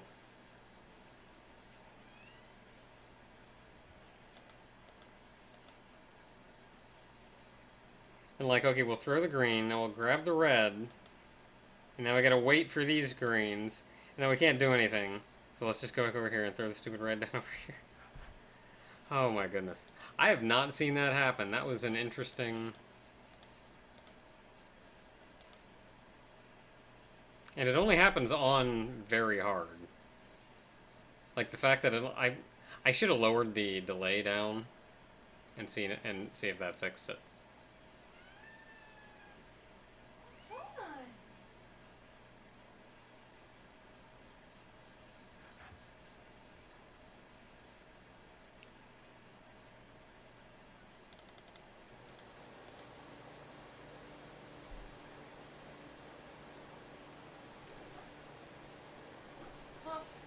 Muff, you turned the lamp on!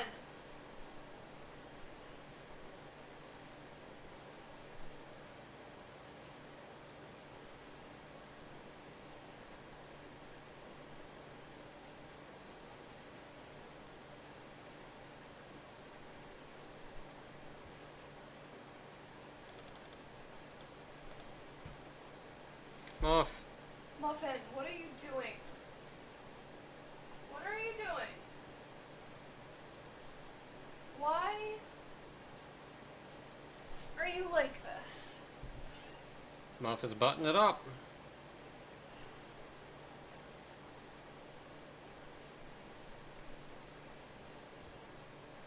Sometimes I think we should have named her Button. Because she is a button. And she buttons it up. She's a butt muffin.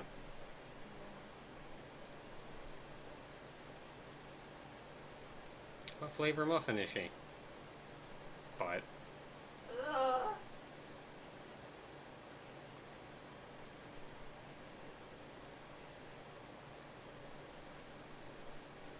I like how this thing wins and it's like, dude, I got 4 more coming for you, just hold up.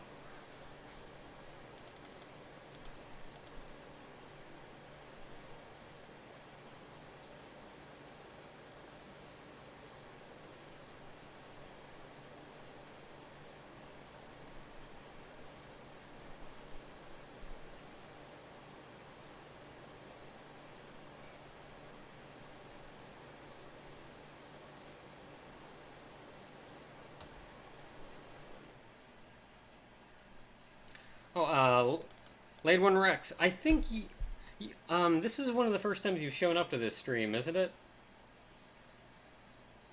Because seeing this thing run on very hard is a thing.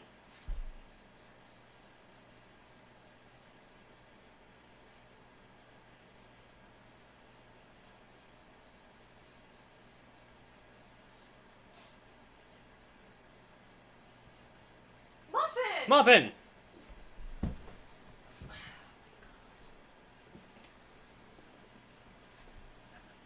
What is wrong with you? Yeah, set the effect to be really high. I've done this enough that it seems to work pretty well. But let's give that a go, actually. Let's, instead of 200, let's go 2,000.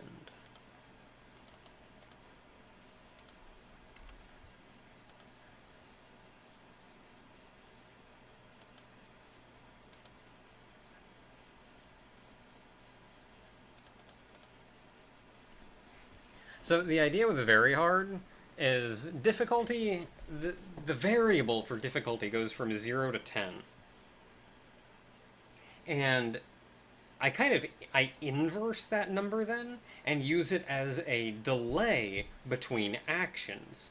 So at 0, like the 0 gets flipped up to 10, so the delay is now 10 between actions. It's not 10 seconds. I do some more math to it from there. Let's pretend it's 10 seconds though. So the delay is 10 seconds between. If I use 1, that gets flipped up to 9. So we would have a delay of 9 between seconds. So the higher the difficulty rating, the lower the delay. At 10, that gets flipped to a 0. There is 0 delay between actions, which means it's doing an action every frame. Which means if it needs to move to the left, this game is running at something in the neighborhood of 60 frames per second. I don't know off the top of my head. I don't have a frame counter. But yeah, like, it's something in the neighborhood of 60 frames per second, and every frame the AI is doing something. Be it moving a slot over, or picking something up, or some such. 0 delay is basically a game being played like a TAS. Sort of. It's actually faster than a TAS.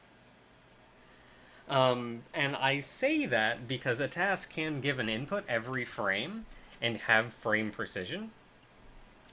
But in order to recognize one button press being set multiple times, you have to press the button one frame, let off one frame, and then press the button again. So for moving, anyway, you can only press a button once every other, the same button once every other frame, in order to recognize it as different button presses.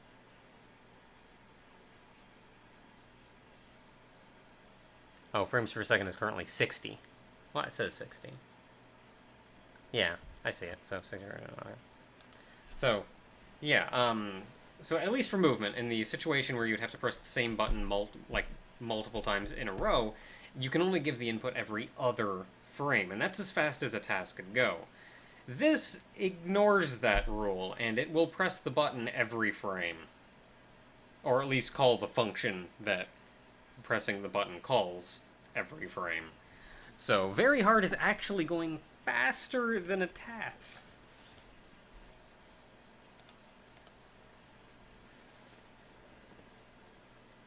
I still, honest to goodness, wonder if this is realistically possible for a human to beat, though.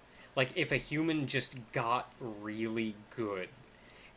And I say that because it is, though it is inhumanly fast, it is going impossibly fast to keep up with, it is also moving inefficiently.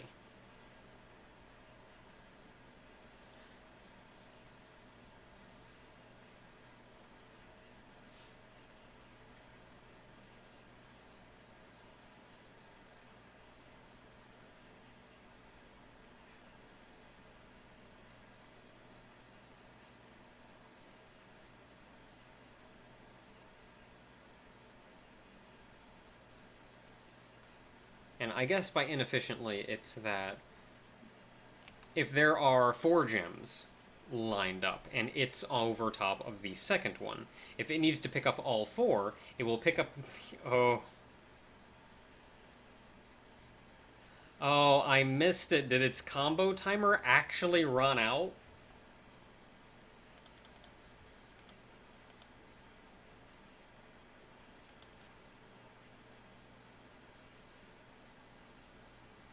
Or was that the going back and forth bug again? But yeah, like, if there's like 4 gems, if it's over top of the second one, it will grab the second one, then grab the third one, then grab the fourth one, then go back and grab the first one again.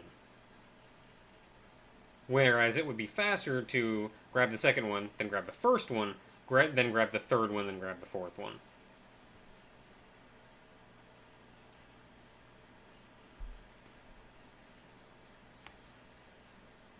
So there's inefficient movement like that.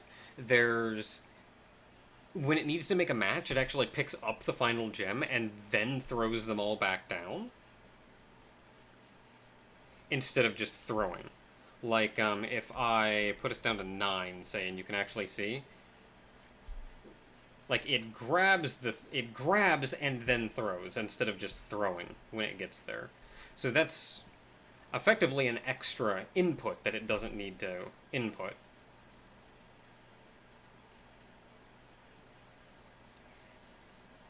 And then there's just awareness of what's going on the board. Like, if you could grab all the blocks and then hit something underneath of a bunch to cause a big chain across, the AI cannot see that.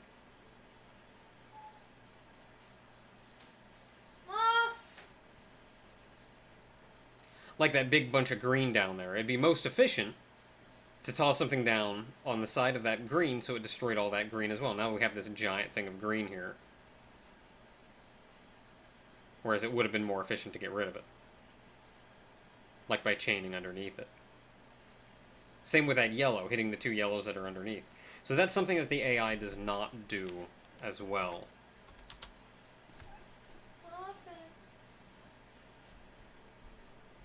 Hi, Muff. You're a good Muff. Muff, no Muff, where are you going? Muffin is coming to investigate my tea. She wants my tea. Yeah, so it is inefficient movement, and Muffin, I drank all of it already.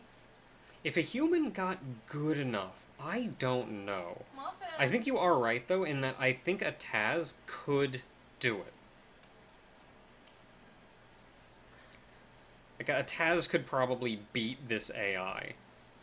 I don't know if a human could get good enough to do it, though. So I feel like you should rename that from very hard to something absolutely ridiculous. Like, you can't just call it very hard, you know? Yeah, I mean, of course I'm not going to name it very hard in the actual game. I'm probably going to have to Call it Taz squared. This is like really Joel difficulty. Or really Joel's dad. Where you have to, like, on the title screen, you have to, like, press a button a certain time in a certain way to trigger it, and the difficulty thing just toggles over to really Joel. You should probably explain that for people who aren't aware. Did it get stuck? What happened? It didn't get stuck, it just sat there. I have a popsicle. You lost! Oh, if you set the difficulty higher than 10, I don't think it does anything. Like, it just acts like normal. I forget what this is. Is this like 9 difficulty? Yeah, it looks like it's just 9 difficulty if you set it over that. If you set it over 10, Yeah, it goes to 9. it seems so. It just treats it like 9. Or roundabout, anyway. I'm not sure why. I'm not too concerned, though. Okay, so I want to see it get stuck again. I feel like it may have been, I don't have anything getting put out on that yet.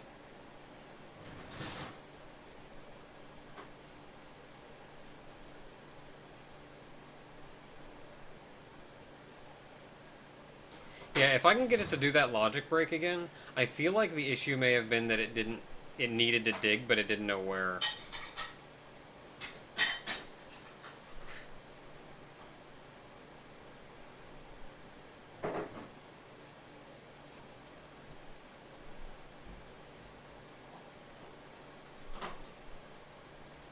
I guess let's just keep going until we get to a logic break.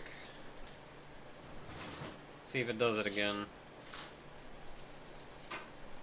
Otherwise, it's moving beautifully. Like, I'm so happy with how this is turning out. I've got all the bugs fixed, everything's cool, the AI is working correctly. I put in the barrier up top now, so if the blocks go too high, it tries to unblock itself.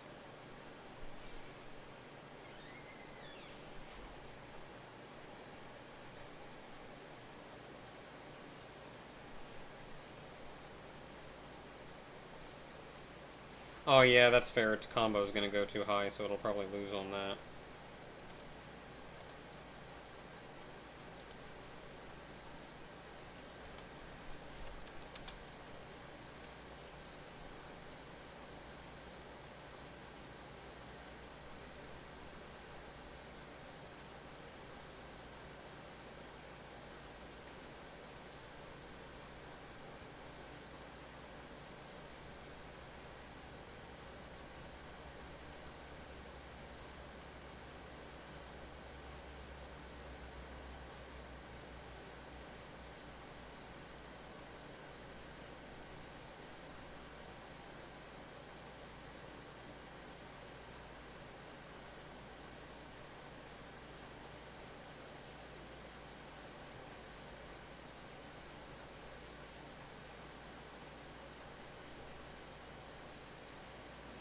No, it's just gonna hit 2,000. What? What? Well, I got that one fine. Are you hungry, Muffin? Yeah? Didn't you just eat Muffin? She did just eat. I think she ate all of it.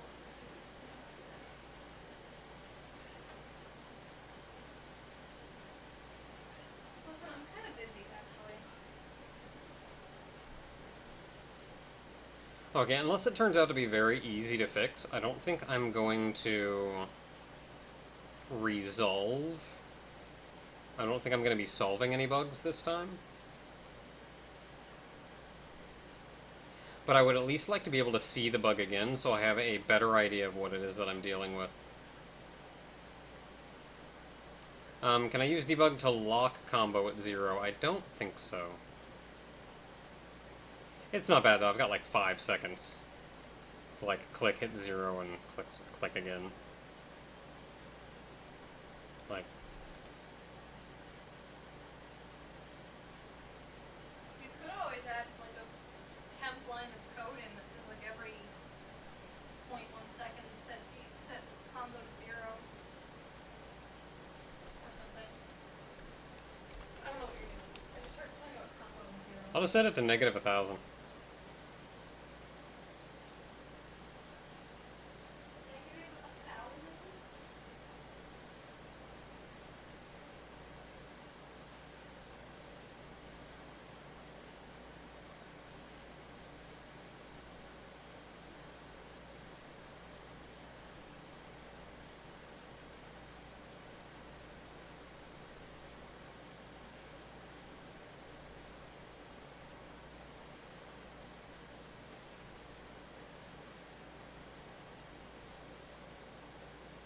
What happens if it tries to throw a negative amount of garbage? It shouldn't.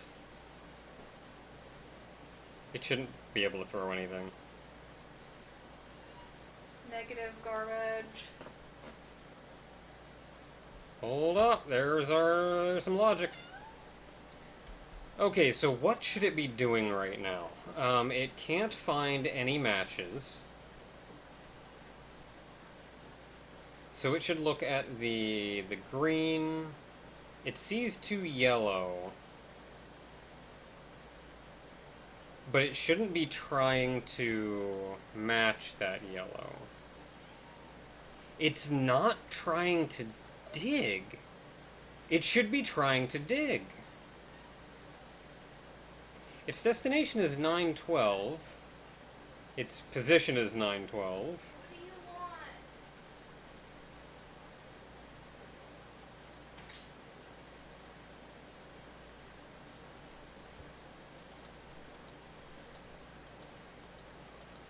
It should be trying to dig.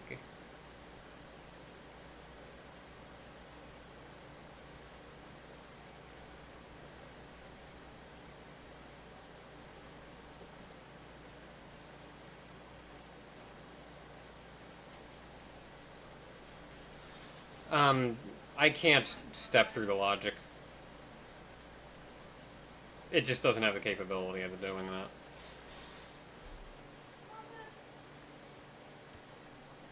Like, it should be trying to dig.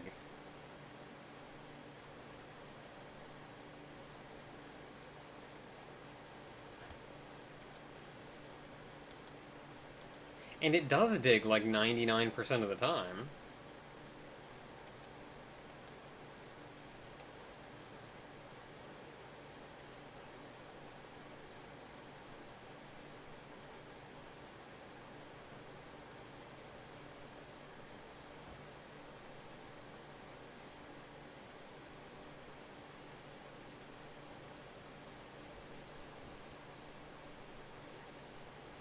Let's see here. This shouldn't be triggering. So we set too high to 0. This should not be triggering, which means we should get down here.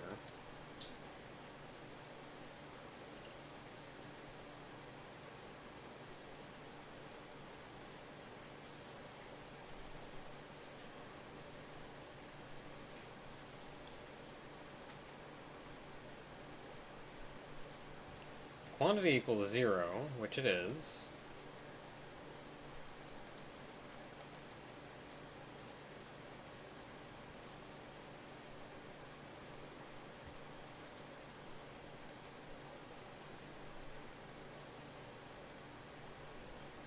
So it should be setting, it should be doing this. No gem, find match. Which it should find 0.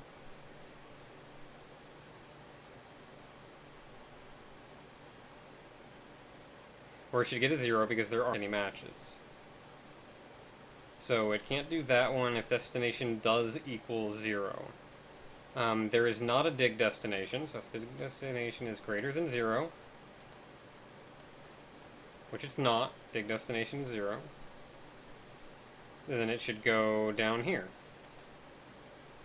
So it should set dig color to no match, find 2.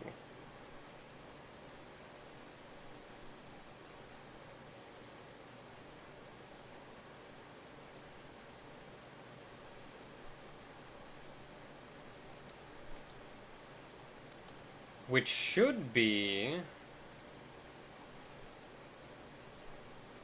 Yellow won't work, green won't work, blue won't, brown won't, red should work.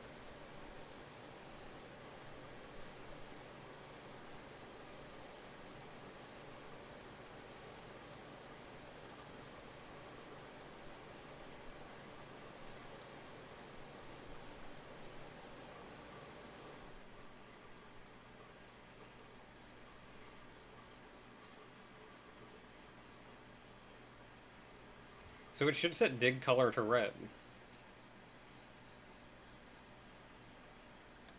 Then it should set dig destination and set destination.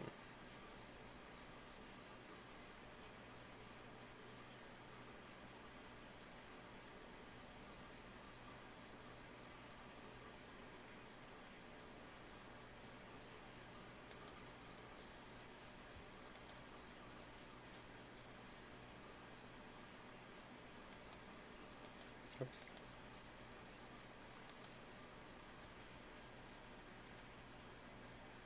So the problem is that it's not digging right.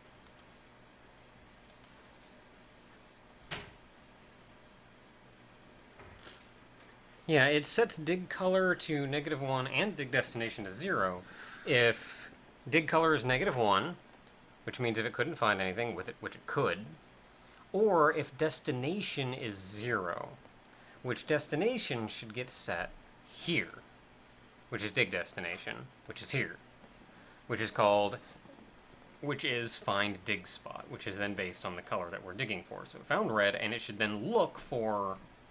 Okay, hold up a second. Where's a red to dig for? So I thought this was going to be like an aerosol. Mm-hmm. Oh. Whatever works. Yeah. So it should be digging for one of these two. It should say, hey, one of these two is your thing. So let's just set our text queue to see out and see what happens.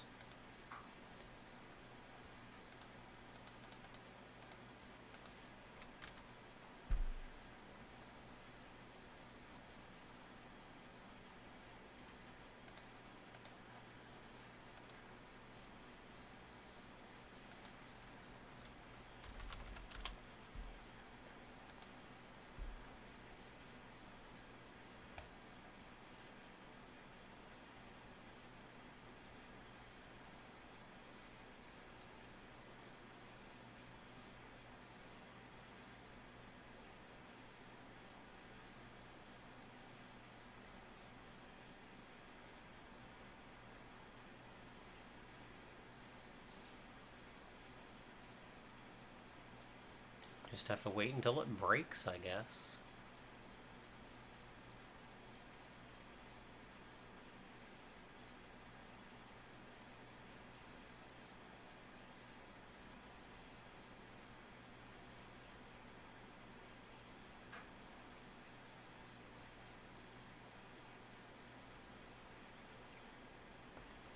Yeah, we can't cause the break on command, and that's usually the first part of looking into this. Oh, our music stopped.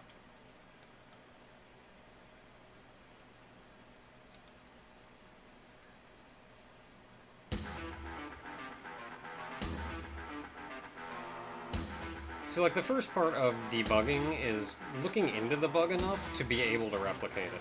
So that's our first goal.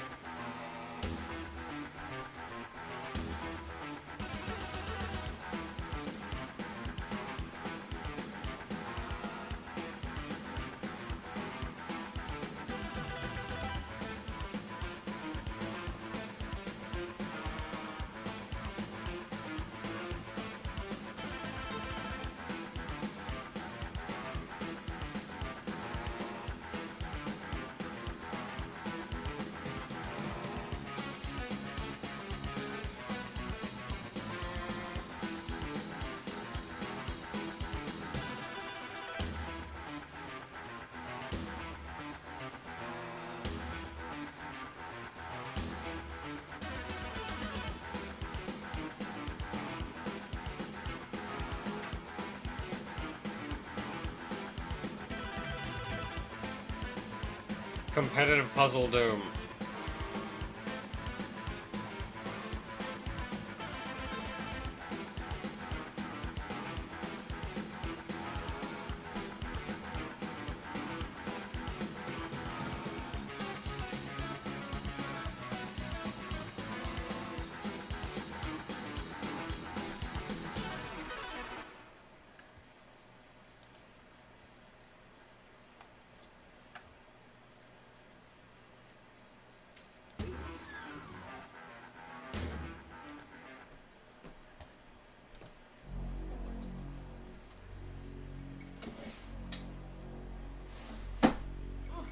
The puzzle is how fast can you kill all the demons?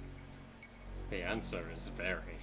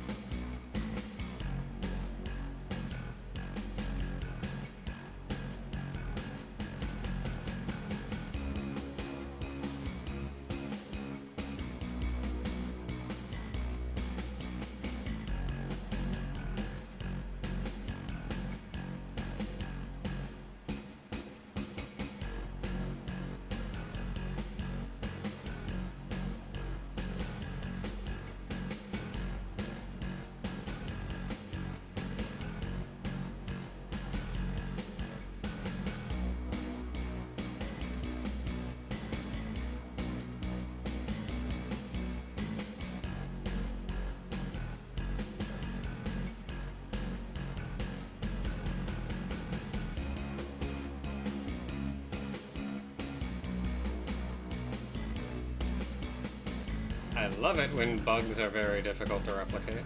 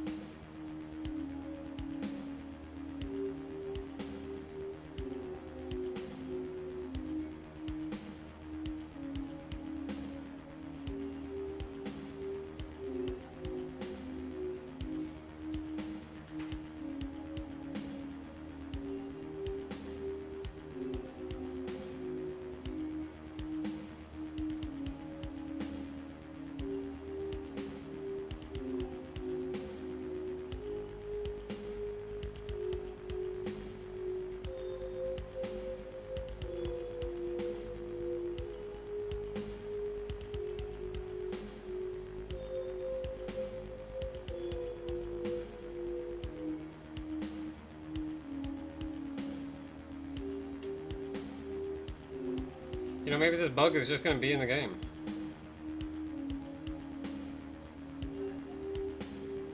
Where the AI just breaks.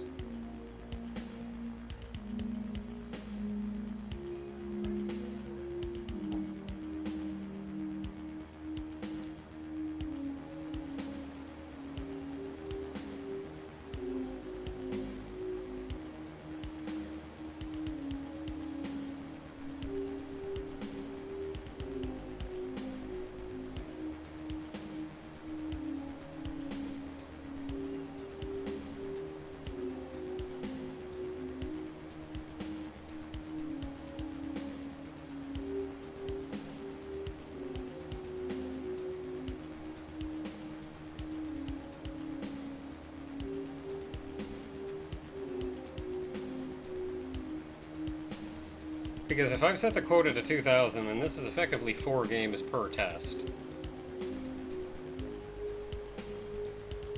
So this is... We're pushing test 12 now. Or game 12.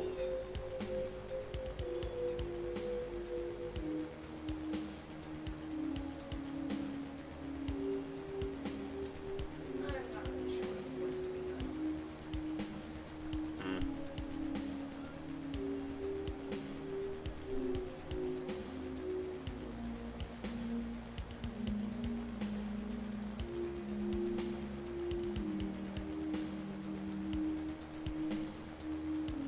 That's 12 games without the bug.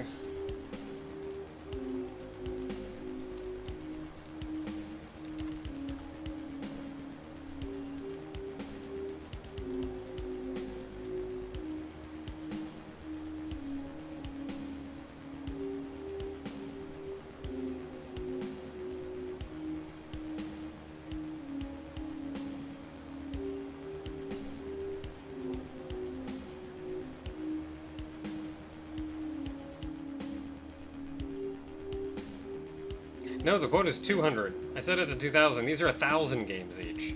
Or not 1,000, these are 10 games each. So that's like 30 games that I've tried through now. That's 33 we just went through.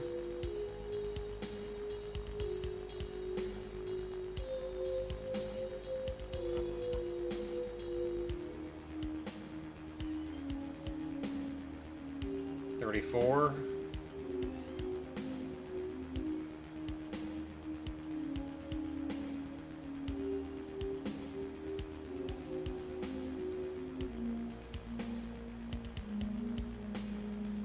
$35.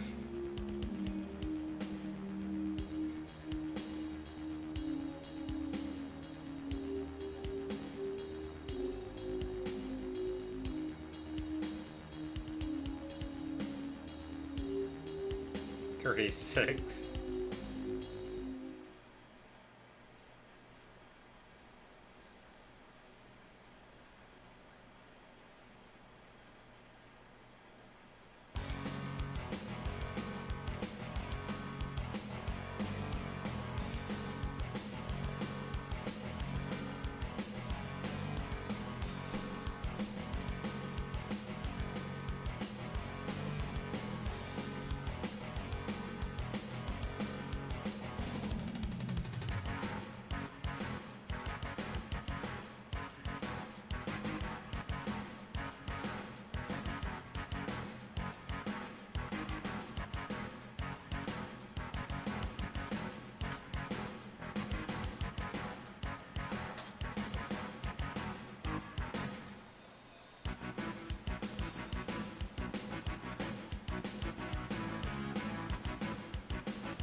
Oh yeah, we found a bug!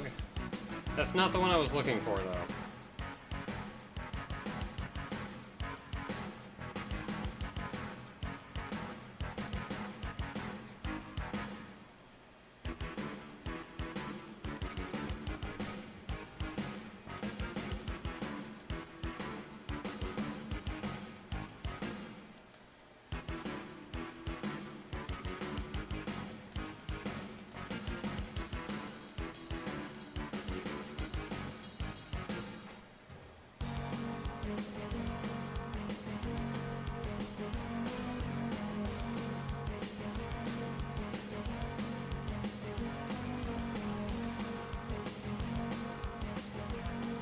And that's purely a difficulty 10 bug.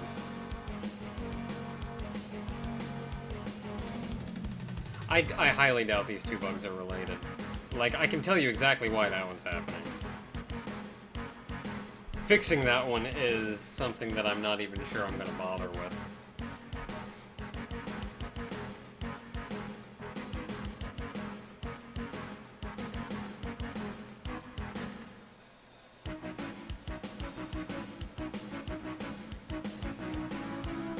Or maybe I should. It's only a difficulty 10. Problem, though.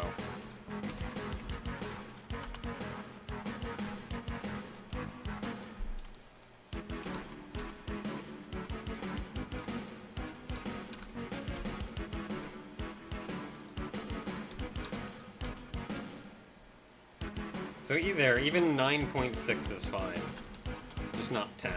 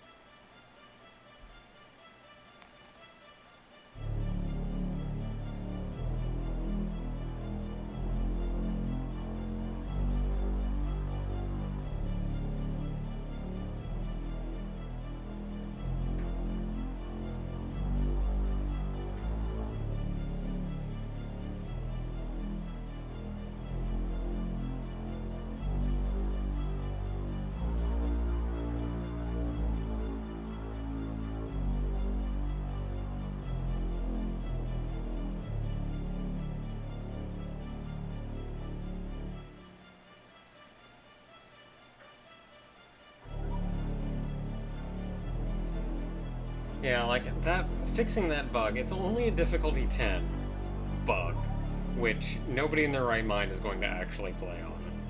It's a joke difficulty. So, in that regard, I'm not even that concerned about it. And on top of that, fixing it would be hard.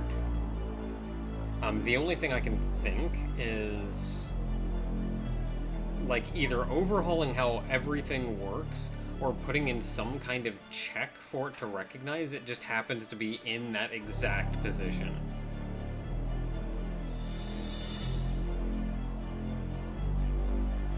Like, if it realizes it's bugged, then do something to get out of that bug.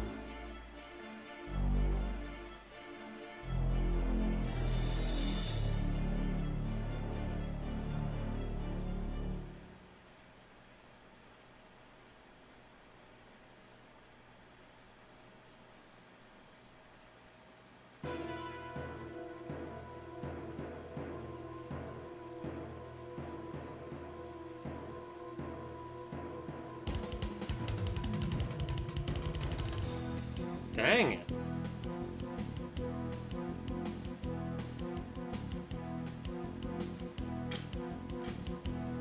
Okay, so I'm pretty sure what's happening is...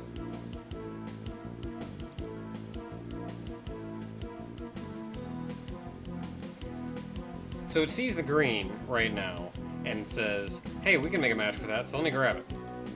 Okay, I grabbed it. Now I'm gonna go over here where the green is. But there's browns in the way, so we gotta wait. Or specifically there are move gems in the way, so we can't do anything. Now there are browns in the way, so I can't do anything. So I'm just gonna go back to the lowest possible location and throw down these greens just to get rid of them because I can't make a match with them. Then I notice, hey, there are 3 browns. I'm gonna pick up these browns. Now I'm gonna pick up this other brown, only there are move gems in the way. Oh no, I can't pick up that brown, they're greens now. Now I have these browns I don't know what to do with, so I have to dump them somewhere in the lowest possible location, which just happens to be right here. So I'm gonna toss them back down. Oh hey, look at that, there's 3 greens.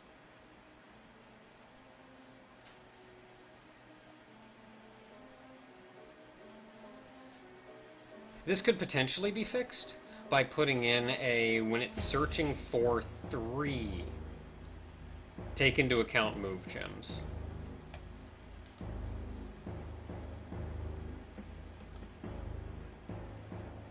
It at least doesn't grab if there are move gems.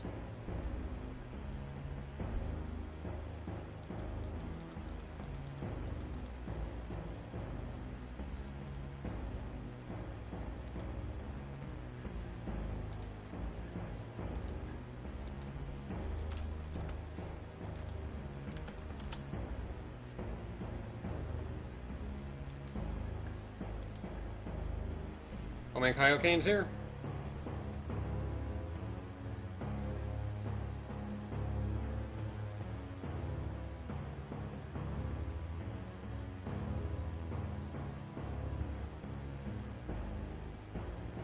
I feel like the easiest thing to do would be when I'm searching for the 3 to find the initial match, just don't take into account columns that have a move gem over top of them.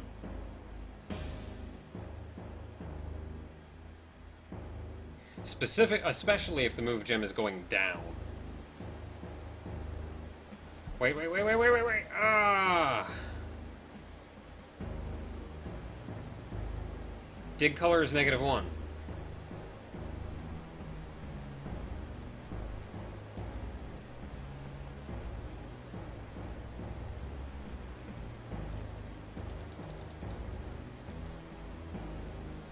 Well, it's like somewhere in the neighborhood of 55 games, but dig color is -1.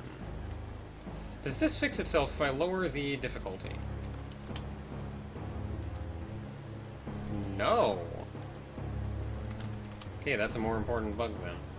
So dig color is -1. Why is dig color -1?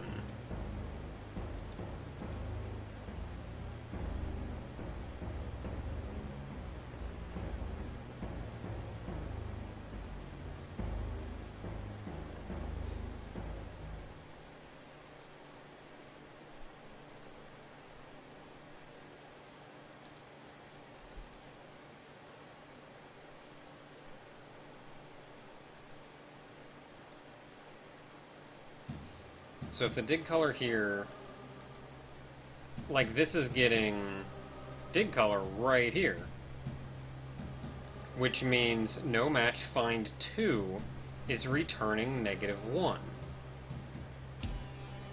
But it can find 2. There are 2 blues and 2 yellows.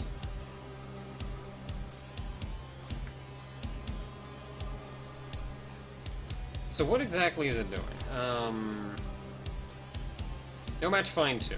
Okay, let's just take a look at what this function is doing.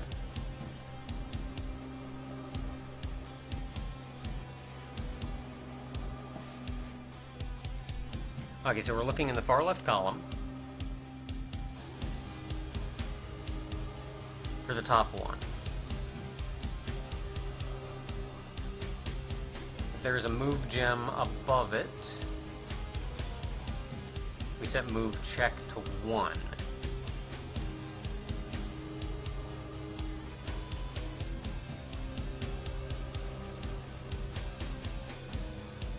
which there's not. So it'll be looking down at this. So it should set the temp color should be that blue. Then it'll look 7 times, again, looking from the left.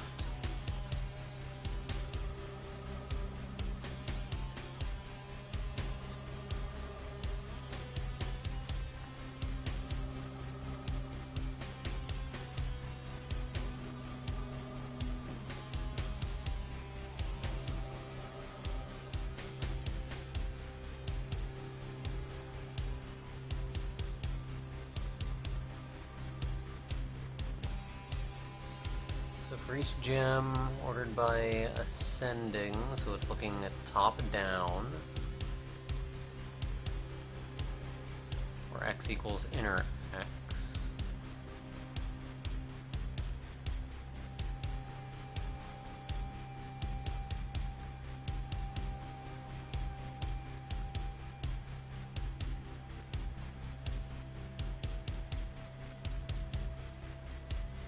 Why do I stop this loop?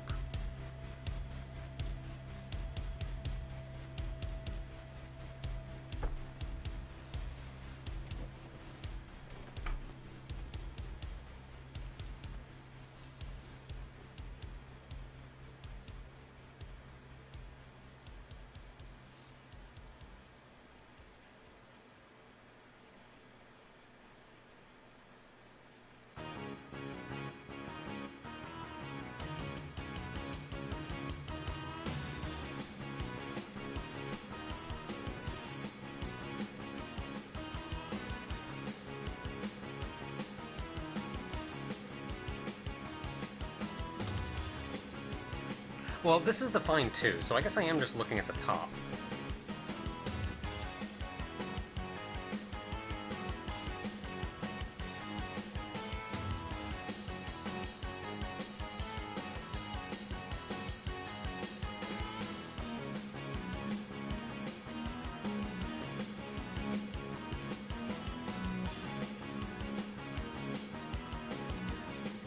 What is this function even doing?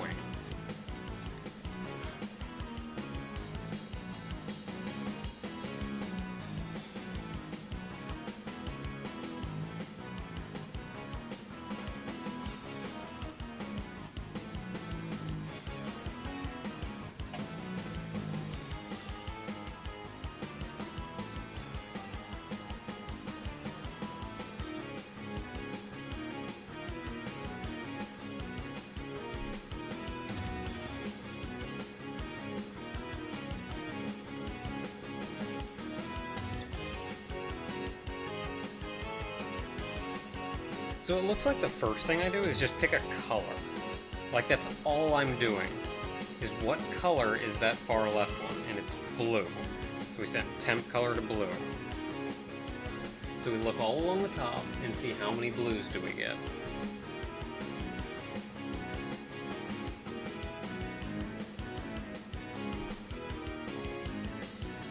So we look 7 times across the top.